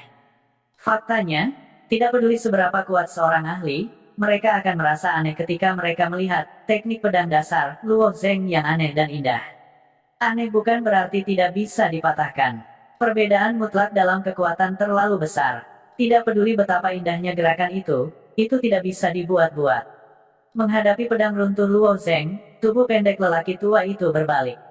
Pada saat yang sama, dia membelakangi Luo Zeng, dan tombak pendek menyapu longsword cahaya mengalir Luo Zeng. ujung tombak pendek bertabrakan dengan pedang panjang cahaya mengalir. Luo Zeng mengeluarkan suara yang tajam. Tombak pendek lelaki tua itu sedikit tenggelam. Dia tidak menyangka pedang panjang Luo Zeng akan memiliki kekuatan seperti itu. Ekspresinya menjadi gelap dan dia menyeringai. Esensi sejati abu-abu dituangkan ke dalam tombak pendek, dan dia menggunakan esensi sejati ini untuk secara paksa menolak pedang Luo Zeng. Luo Zeng baru saja mundur, tetapi dia bahkan tidak menarik napas. Pedang di tangannya menyapu orang tua itu sekali lagi. 1 pedang, 2 pedang, 3 pedang, 4 pedang. Setiap serangan pedang sangat indah dan tiada taraf. Teknik pedang dasar Luo Zeng ditampilkan secara ekstrim, tetapi itu tidak berguna. Itu masih dirusak oleh esensi sejati lelaki tua itu. Kulit Luo Zeng menjadi semakin suram. Tingkat kultivasinya terlalu rendah. Bahkan jika keterampilan pedangnya lebih kuat daripada keterampilan tombak lawannya, orang tua itu mengabaikan keterampilan pedangnya. Ini sama dengan petinju terampil yang bertarung dengan pria setinggi 2 meter. Pada saat ini, keterampilannya tidak dapat menampilkan potensi penuh mereka. Namun, Luo Zeng tidak menyerah. Setiap serangan pedang lebih kejam dari yang terakhir, dan setiap pedang lebih kuat dari yang terakhir. Butir-butir keringat perlahan merembes keluar dari dahinya. Wanita suka berfantasi, bahkan Su Lingyun tidak terkecuali. Dia telah membayangkan skenario yang tak terhitung jumlahnya, tetapi dia tidak pernah membayangkan bahwa ini akan terjadi. Tangannya digenggam erat oleh Luo Zeng. Telapak tangannya terasa lembab, itu adalah Luo Zeng dan keringatnya sendiri. Melihat tebasan pedang Luo Zeng demi tebasan, memancarkan cahaya perak yang menyilaukan, Su Lingyun merasa sangat bersyukur. Meskipun Su Lingyun tahu bahwa Luo Zeng bukan tandingan lelaki tua itu, dia sebenarnya bisa melawannya secara langsung. Pemuda ini tumbuh begitu cepat. Setengah tahun yang lalu, dia masih ditekan oleh Wang Yanmiao, seorang murid yang baru saja memasuki alam refleksi surgawi.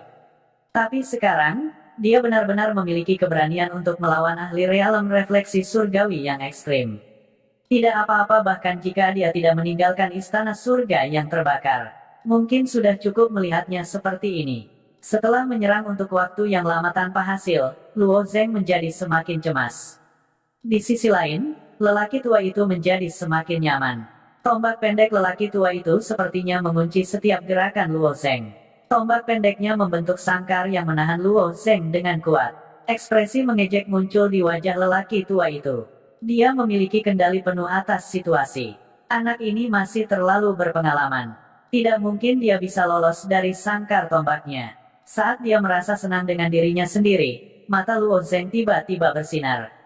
Sesosok tiba-tiba keluar dari tubuhnya. Pada saat yang sama, Yao Ye mengeluarkan pedang haus darah dari cincin Sumeru dan menikamnya pada orang tua itu.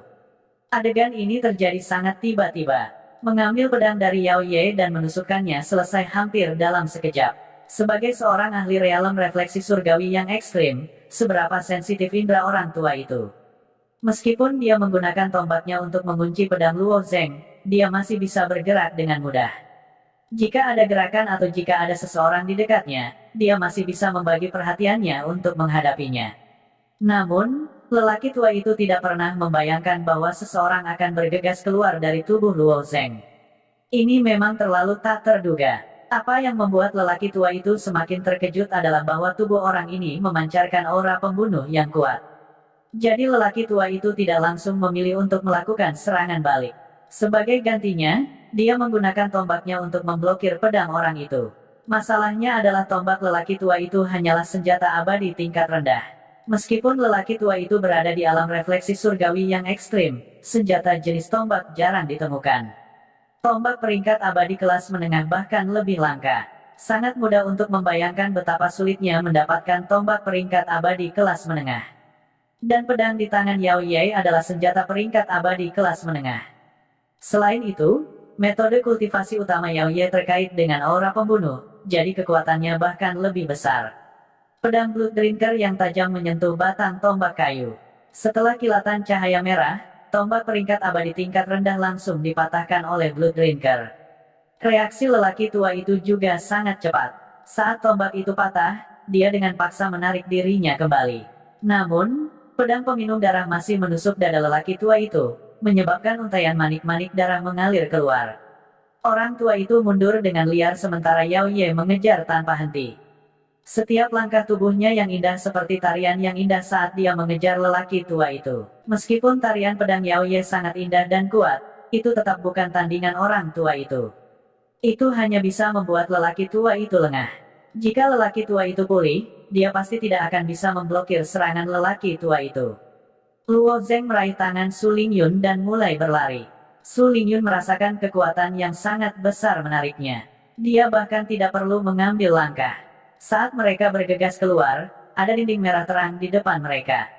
Dinding istana kekaisaran semuanya dicat dengan cat merah terang jenis ini dan setebal 1 meter. Namun, Luo Zeng bahkan tidak memikirkannya. Begitu dia mendekati dinding, dia tiba-tiba menabraknya, menciptakan lubang besar. Luo Zeng cemas dan gelisah. Dia seperti binatang yang terperangkap. Dia mendorong kekuatan dan kecepatannya hingga batasnya. Di belakangnya, mata Su Lingyun mengandung sedikit senyuman. Dia telah terperangkap di istana Xiaoming selama beberapa hari. Hari ini, melihat seberapa kuat Luo Zeng, dia sangat senang. Dia sangat senang, seperti orang mabuk. Dia hanya mengikuti di belakang Luo Zeng dan melihat punggungnya yang lebar. Tidak masalah apakah mereka bisa keluar dari istana Fengtian atau tidak. Lebih penting lagi, Su Lingyun juga tahu bahwa Luo Zeng tidak bisa keluar dengannya. Yang mulia, mari kita hentikan dia. Para tamu dari Feather Star Hall secara sukarela. Namun, Su Rui menutup telinga terhadap mereka. Matanya tertuju pada Yao Ye, yang bertarung dengan Paman Ya. Yang lebih tua dipanggil Paman Ya.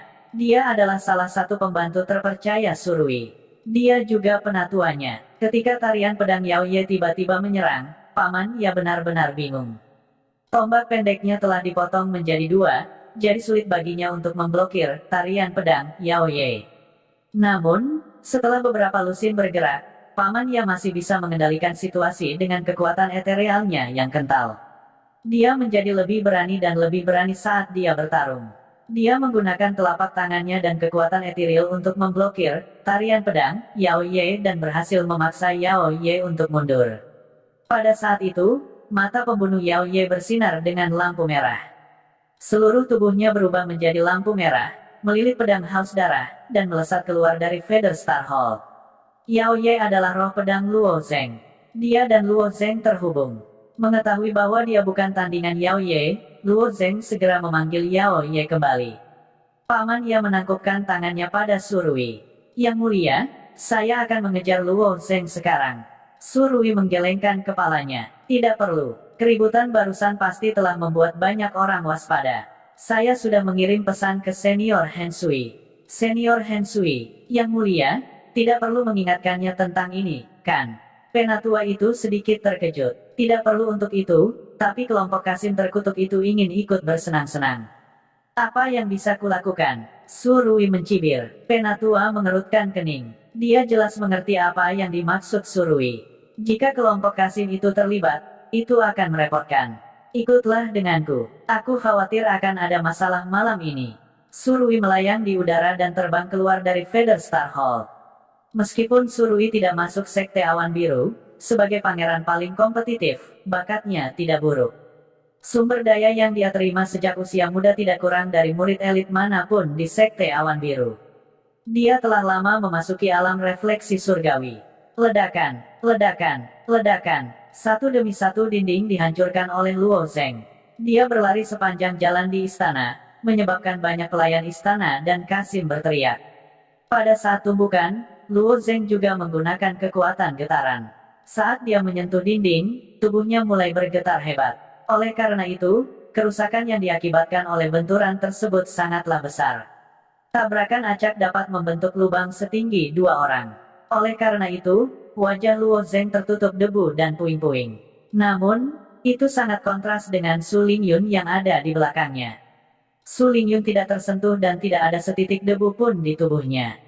Mengapa istana langit yang terbakar begitu besar? Luo Zeng sedikit tertekan. Dia berlari dalam garis lurus. Sepanjang jalan, dia tidak tahu berapa banyak tembok yang telah dia hancurkan, tetapi dia masih belum bergegas keluar dari istana langit yang terbakar.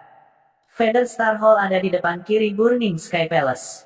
Kamu sekarang berlari ke arah Burning Sky Palace. Jika kamu melanjutkan jalan ini, Aku khawatir kamu akan berlari melalui seluruh Burning Sky Palace. Istana Langit. Secara alami, Anda akan merasa bahwa Istana Langit yang terbakar sangat besar, kata Su Lingyun perlahan dengan senyum menawan di matanya. Luo Zeng pingsan ketika mendengar itu. Bibiku yang hebat, kamu seharusnya mengatakannya lebih awal. Luo Zeng tertekan. Ternyata dia telah berjalan lebih dalam ke Istana Langit yang terbakar. Tidak apa-apa, kata Su Lingyun dengan suara rendah. Kenapa tidak apa-apa? Jika kita pergi ke arah lain, kita pasti sudah lama kehabisan Burning Sky Palace. Saat mereka berbicara, Luo Zeng menabrak dinding lain dan memasuki taman yang indah. Taman itu dipenuhi burung-burung dan bunga-bunga harum. Itu seindah negeri dongeng di bumi. Di bawah salah satu pohon willow duduk seorang pria muda mengenakan mahkota ungu. Di depan pemuda itu ada kecapi. Kedua jarinya yang ramping dengan lembut membelai senar, dan suara sitar yang sedih bergema di udara. Melihat pemuda itu, langkah kaki Luo Zeng tiba-tiba berhenti. Dia tidak takut pada pemuda itu. Kekuatan orang itu hanya pada tahap awal dari alam refleksi surgawi. Kekuatan semacam ini tidak layak untuk diperhatikan Luo Zeng. Namun, ada 3 orang yang berdiri di samping pemuda itu. Mereka semua mengenakan linen dan ikat pinggang hitam dengan kait giok putih. Luo Zeng tidak bisa melihat melalui kekuatan ketiga orang ini. Aura yang dipancarkan oleh 2 orang di kiri dan kanan sedikit lebih lemah dari aura Elder Su. Aura orang di tengah bahkan lebih kuat dari Penatua Su. Di antara para ahli yang telah dilihat Luo Zeng, dia adalah yang kedua setelah Si Jingtian. Aku sudah mengatakan tidak apa-apa, karena aku sudah tahu bahwa kamu tidak akan bisa meninggalkan Burning Sky Palace bersamaku, kata Su Lingyun sambil tersenyum. Malam ini adalah bab pertama. Kondisiku sedikit buruk. Terima kasih untuk tiket bulanannya. Bab kedua akan sebelum tengah malam. Sedangkan untuk 2 bab sisanya, aku harus tetap terjaga meski tidak tidur. Menempatkan putra mahkota dan putri cangkong di bawah tahanan rumah bukan hanya ide pangeran ketiga, itu juga perintah pangeran ketujuh. Pada kenyataannya, kelompok putra mahkota seperti bidak catur yang tidak berguna, tetapi mereka tidak bisa dibuang begitu saja. Bagaimanapun, pertempuran untuk tahta belum diputuskan. Pangeran ketiga, Su Rui, dan pangeran ketujuh, Su Xing, tidak mau berurusan dengan putra mahkota. Sebelum pemenang diputuskan, siapapun yang berurusan dengan putra mahkota terlebih dahulu pasti akan dikritik oleh pihak lain. Tidak akan terlihat bagus bagi siapapun untuk memiliki gelar mencopot putra mahkota. Jika putra mahkota dicopot setelah mendapatkan keuntungan absolut di masa depan, tidak ada yang berani melompat keluar dan mengatakan apapun. Pria muda yang mengenakan mahkota ungu memainkan sitar dengan tenang. Suara sitar terkadang bergema dan jernih, dan terkadang penuh dengan kesedihan. Itu memiliki pesona yang berbeda. Siapa dia? Luo Zeng bertanya. Pangeran ketujuh, Su Xing, jawab Su Lingyun. Mendengar kata-kata Su Lingyun, Su Xing berhenti memainkan sitar dan berkata dengan senyum yang jelas, Saudari Lingyun, selamat malam. Su Lingyun melengkungkan bibirnya dan menjawab dengan cepat, Selamat malam, kakak. Malam ini, saya mendengar banyak suara di istana surga yang terbakar, membuat saya sulit untuk tidur. Itu sebabnya saya keluar untuk memainkan sebuah lagu. Saya ingin tahu apakah Sister Lingyun dan teman di samping Anda tertarik untuk mendengarkannya. Su Xing berkata sambil tersenyum. Tidak tertarik, Luo Zeng menjawab langsung. Dia tidak bisa diganggu untuk membuang waktu dengan pemuda itu. Orang ini jelas bukan orang baik. Setelah mengatakan itu, Luo Zeng menarik Su Lingyun kembali ke lubang di dinding dan mencari jalan keluar lain. Namun, begitu Luo Zeng bergerak, dia mendengar embusan angin dan 2 orang lagi muncul di lubang yang telah dihancurkan Luo Zeng. Sosok kedua orang ini sangat aneh sehingga Luo Zeng tidak bisa melihat bagaimana mereka bergerak sama sekali. Seolah-olah mereka telah berdiri di sana sepanjang waktu. Namun, kedua orang ini berada tepat di samping Su Xing. Jarang sekali pangeran ketujuh kita berada dalam suasana hati yang begitu halus. Bisakah kalian berdua berhenti untuk saat ini? Salah satu dari mereka berkata dengan suara tajam. Suara itu terdengar seperti suara wanita. Wajah Luo Zeng menjadi gelap. Jadi itu 2 Kasim sialan. Di istana surga yang terbakar, Kasim bukan hanya istilah omelan. Faktanya, Kasim adalah posisi resmi, dan tidak semua orang bisa menjadi Kasim. Mereka yang bisa menjadi Kasim pada dasarnya adalah orang-orang dengan kekuatan besar. Jika Luo Zeng mengatakan, jadi dua Kasim, kedua orang ini mungkin tidak akan marah. Tetapi ketika Luo Zeng mengatakan, dua Kasim sialan, kulit kedua orang ini tiba-tiba menjadi agak jelek. Bagaimanapun, kekuatan kedua orang ini tidak biasa. Kekuatan mereka mungkin tidak sebanding dengan tetua Su, tetapi mereka masih bisa bertarung melawan tetua biasa dari sekolah awan biru. Nak, pangeran ketujuh kita dalam suasana hati yang baik hari ini. Jika tidak, kamu tidak akan bisa berdiri dan berbicara. Tahap ketiga Xiantian, apakah kamu benar-benar berpikir bahwa kamu adalah orang yang hebat? Salah satu Kasim mencibir. Tidak buruk, aku, Luo Zeng, bukan orang yang hebat, tapi aku bisa meneruskan garis keluarga. Luo Zeng berkata dengan senyum tipis. Senyum muncul di wajah Su Lingyun, tapi wajahnya masih sedikit merah. Luo Zeng mengolok-olok kekurangan orang lain, itu terlalu jahat. Sebagai seorang Kasim, perlu untuk memotong seorang pria, tetapi memotong seorang pria bukan hanya hal yang buruk, karena tanpa, seseorang dapat mengunci energi yang dan mempraktikkan beberapa teknik kekuatan khusus. Dan Kasim tidak akan menuruti urusan laki-laki dan perempuan, selain melayani tuannya, para Kasim akan berlatih sepenuh hati.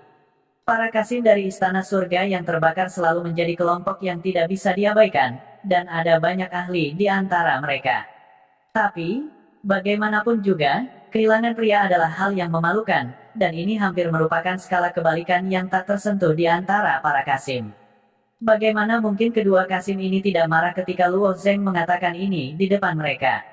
Kamu, pergilah ke neraka. Benar saja, salah satu Kasim tiba-tiba marah, dan dengan lambaian tangannya, 3 jarum hitam sepanjang 7 inci melesat ke arah Luo Zeng. Jarum hitam ini jelas bukan benda biasa, dan tampaknya dipadatkan dengan esensi sejati yang sangat aneh. Esensi sejati ini seperti ular berbisa, terus berkembang dan berkontraksi di sekitar jarum hitam. Bagaimana mungkin Luo Zeng tidak merasakan kekuatan yang terkandung dalam jarum hitam ini? Hanya saja kekuatan Kasim itu terlalu kuat, begitu kuat sehingga Luo Zeng tidak bisa bersaing dengannya. Meskipun dia membuat gerakan menghindar, ketika dia mulai menghindar, 3 jarum hitam sudah melesat di depannya. Ketika 3 jarum hitam ini ditembak di depan wajah Luo Zeng, mereka mengeluarkan 3 suara yang tajam. Penghalang energi tak terlihat tampaknya telah muncul di depan Luo Zeng, menghalangi 3 jarum hitam. Jarum hitam itu mengenai penghalang energi, tetapi tidak menembusnya sama sekali, dan jatuh ke tanah. Wang Xi, kamu tidak bisa membunuhnya, kata Kasim dengan aura terkuat di belakang Su Xing dengan dingin. Jelas bahwa dialah yang menciptakan penghalang energi. Wajah Su Lingyun memiliki sedikit seringai. Bahkan jika Kasim ini telah menembakkan 3 jarum hitam yang cukup untuk membunuh, dia tidak terlalu khawatir, karena dia tahu bahwa Su Xing tidak akan berani melakukan apapun pada Luo Zeng. Karena Luo Zeng telah memperoleh tempat pertama di turnamen puncak, dia ditakdirkan untuk dipilih untuk berpartisipasi dalam uji coba jalan awan biru. Jika orang yang dipilih oleh Xi Jingtian meninggal di Istana Surga yang terbakar, masalah ini akan sangat merepotkan bagi Su Xing, dan juga bagi Surui. Meskipun kedua pangeran bertarung secara terbuka dan diam-diam, jika Xi Jingtian benar-benar berbicara dengan marah, pangeran ketiga dan pangeran ketujuh tidak akan memiliki modal untuk ditawar sama sekali. Seniman bela diri selalu berbicara dengan kekuatan mereka. Bahkan Kaisar hanya bisa menelan amarahnya dan merendahkan diri di tanah di depan seorang ahli sejati. Tidak ada alasan untuk dibicarakan. Dengan kecerdasan Su Lingyun, dia bisa menyelesaikan masalah ini hampir seketika, jadi dia tahu bahwa Luo Zeng tidak akan berada dalam bahaya di Istana Surga yang terbakar. Dia juga tahu bahwa dia tidak akan bisa keluar dari Istana Surga yang terbakar. Kalau begitu, dia akan menemani Luo Zeng untuk membuat keributan hari ini. Dia bisa dianggap bahagia berlari sepanjang jalan. Tuan Muda Luo Zeng, kekuatanmu tidak cukup untuk menjadi liar di Istana Surga yang terbakar, jadi aku menyarankanmu untuk menyerah, kata Su Xing ringan. Menyerah. Luo Zeng melirik Su Lingyun. Dia tidak akan pernah menyerah pada sesuatu yang telah dia pikirkan. Luo Zeng lalu bertanya, Yang Mulia, apa yang membuatmu membiarkan aku dan Su Lingyun pergi? Dia kemudian menggelengkan kepalanya dan berkata, kamu bisa pergi, tetapi Sister Lingyun tidak bisa, kecuali. Luo Zeng mengerutkan kening, kecuali apa? Kecuali Tuan Muda Luo Zeng memilih untuk berdiri di satu sisi, seperti sisi Surui atau sisiku, kata Su Xing sambil tersenyum. Sebenarnya, Susing berbeda dari Surui.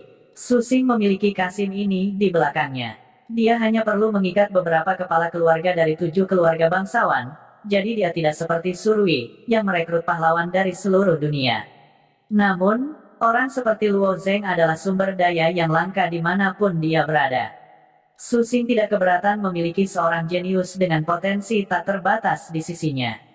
Bagaimana jika aku memaksa? Susing tersenyum tipis, saya tidak suka mengancam orang karena Anda memiliki sekte awan biru di belakang Anda.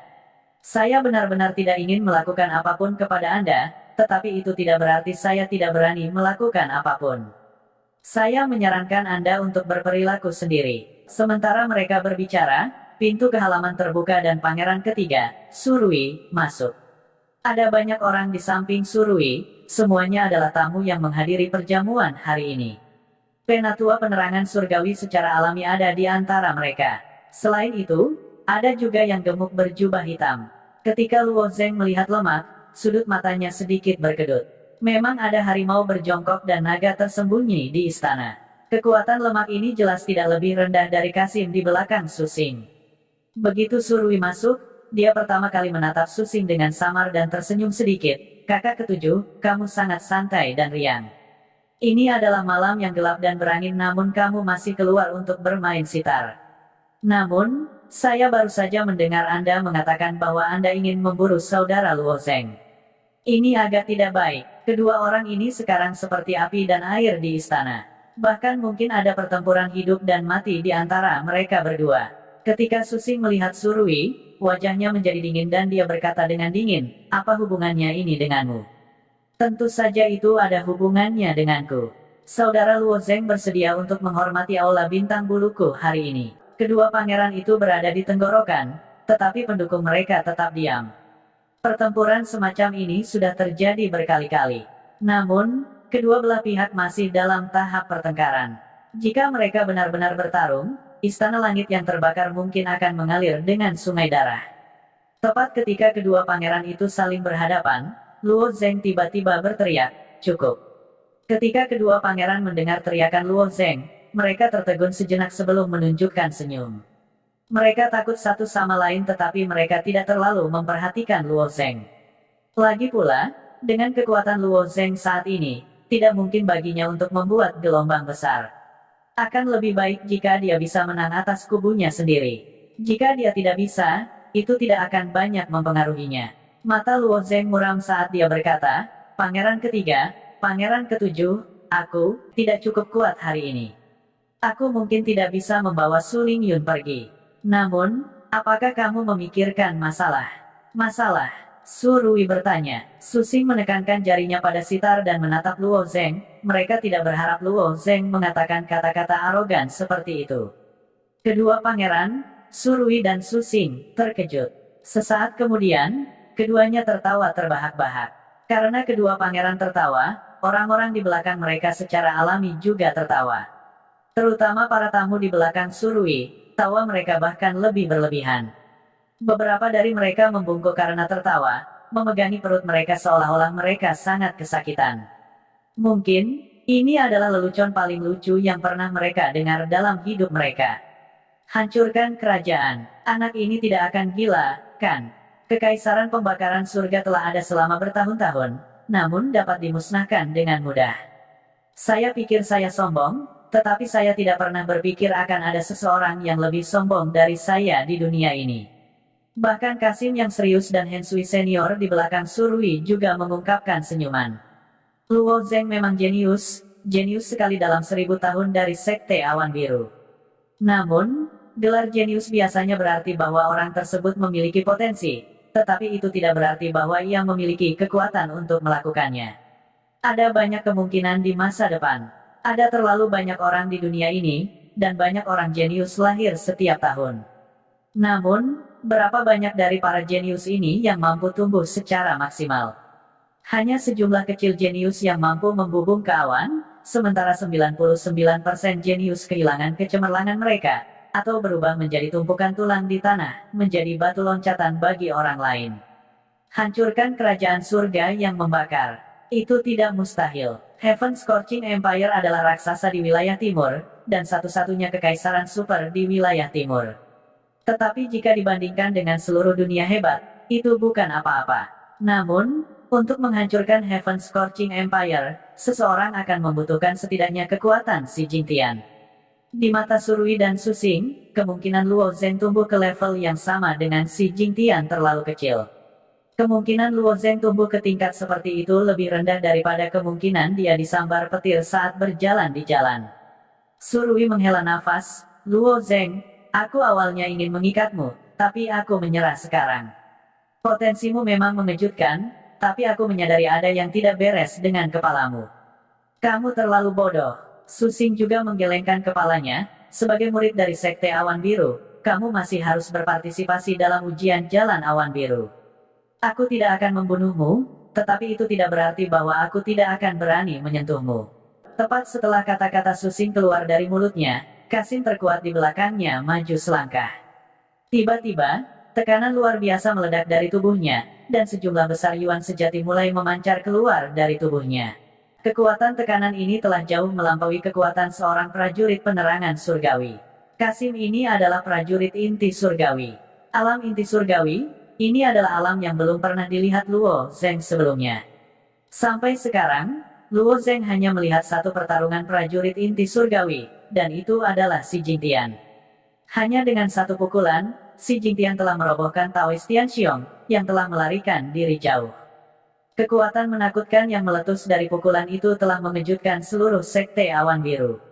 Meskipun Kasim inti surgawi tidak memiliki niat untuk menyerang, sepertinya dia hanya ingin menghancurkan jiwa Luo Zeng dengan tekanannya. Tekanan luar biasa segera menyebabkan Luo Zeng merasakan tekanan besar, seolah-olah ada seluruh danau air menekan tubuhnya. Selanjutnya, tepat ketika Kasim melepaskan tekanannya, Senior Hen Sui yang berdiri di belakang Surui juga melepaskan energinya, menyapu ke arah Luo Zeng dengan cara yang menghancurkan bumi. Prajurit inti surgawi lainnya, tekanan Senior Hen Sui berbeda dari Kasim. Jika tekanan Kasim seperti danau, maka tekanan Senior Hen Sui seperti gunung setinggi 1000 kaki, dan itu dengan keras menabrak Luo Zeng. Itu bahkan lebih kuat. Tekanan yang dilepaskan oleh dua prajurit inti surgawi ini cukup kuat untuk menghancurkan prajurit biasa menjadi pasta daging. Tekanan ini tidak hanya datang dari tingkat spiritual, tetapi juga dari tingkat fisik. Namun, tubuh Luo Zeng sangat kuat, dan dia masih bisa menahan tekanan dari tingkat fisik. Tapi masalah sebenarnya adalah tekanan tingkat spiritual.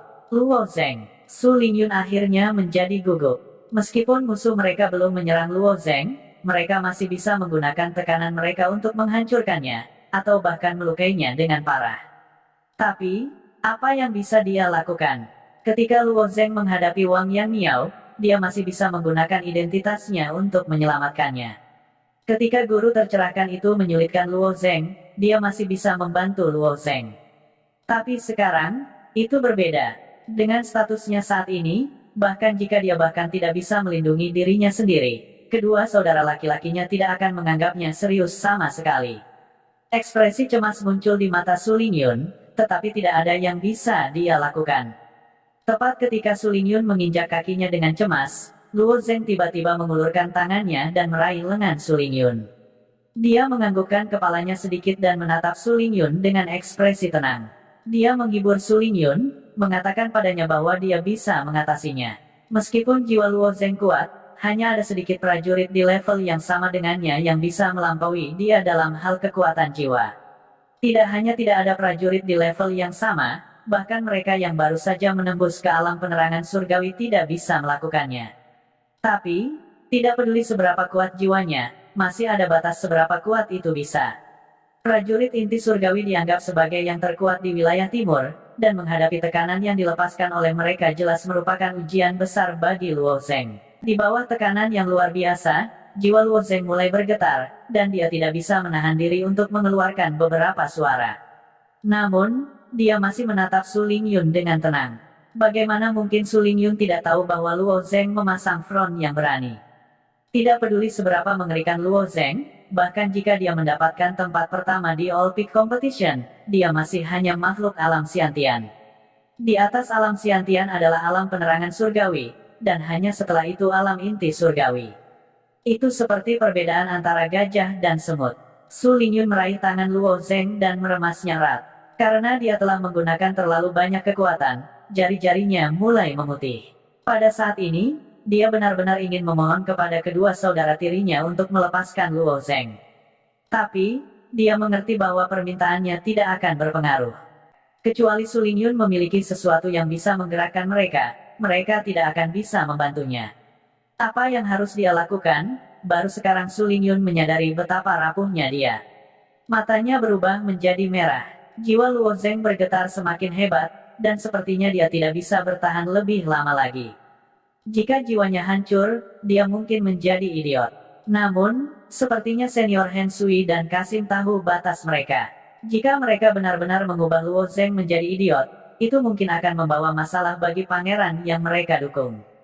Paling tidak, mereka tidak akan bisa menjelaskannya kepada si Jingtian. Karena itu, meskipun keduanya bekerja bersama, mereka masih menahan diri. Tepat pada saat ini, tawa menggelegar tiba-tiba terdengar dari langit. Menarik, dua prajurit inti surgawi bekerja sama untuk menggertak seorang junior dari Sekte Awan Biru. Kalian berdua benar-benar tidak tahu malu. Tepat setelah suara itu terdengar, kekuatan tak terlihat menyelimuti Luo Zeng. Pada saat yang sama, itu memblokir kekuatan menindas senior Han Sui dan Kasim. Tidak hanya itu diblokir, tetapi kekuatan tak terlihat bahkan menyapu kembali senior Han Sui dan Kasim. Senior Han Sui dan Kasim menderita serangan balasan dari tekanan mereka sendiri. Kedua wajah mereka menjadi pucat, dan Kasim itu bahkan mundur beberapa langkah.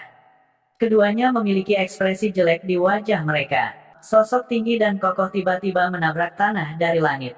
Kedua kakinya menghancurkan batu-batu ubin di tanah menjadi bubuk. Pria itu berdiri di tempatnya, dan dia tampak seperti gunung yang tak tergoyahkan.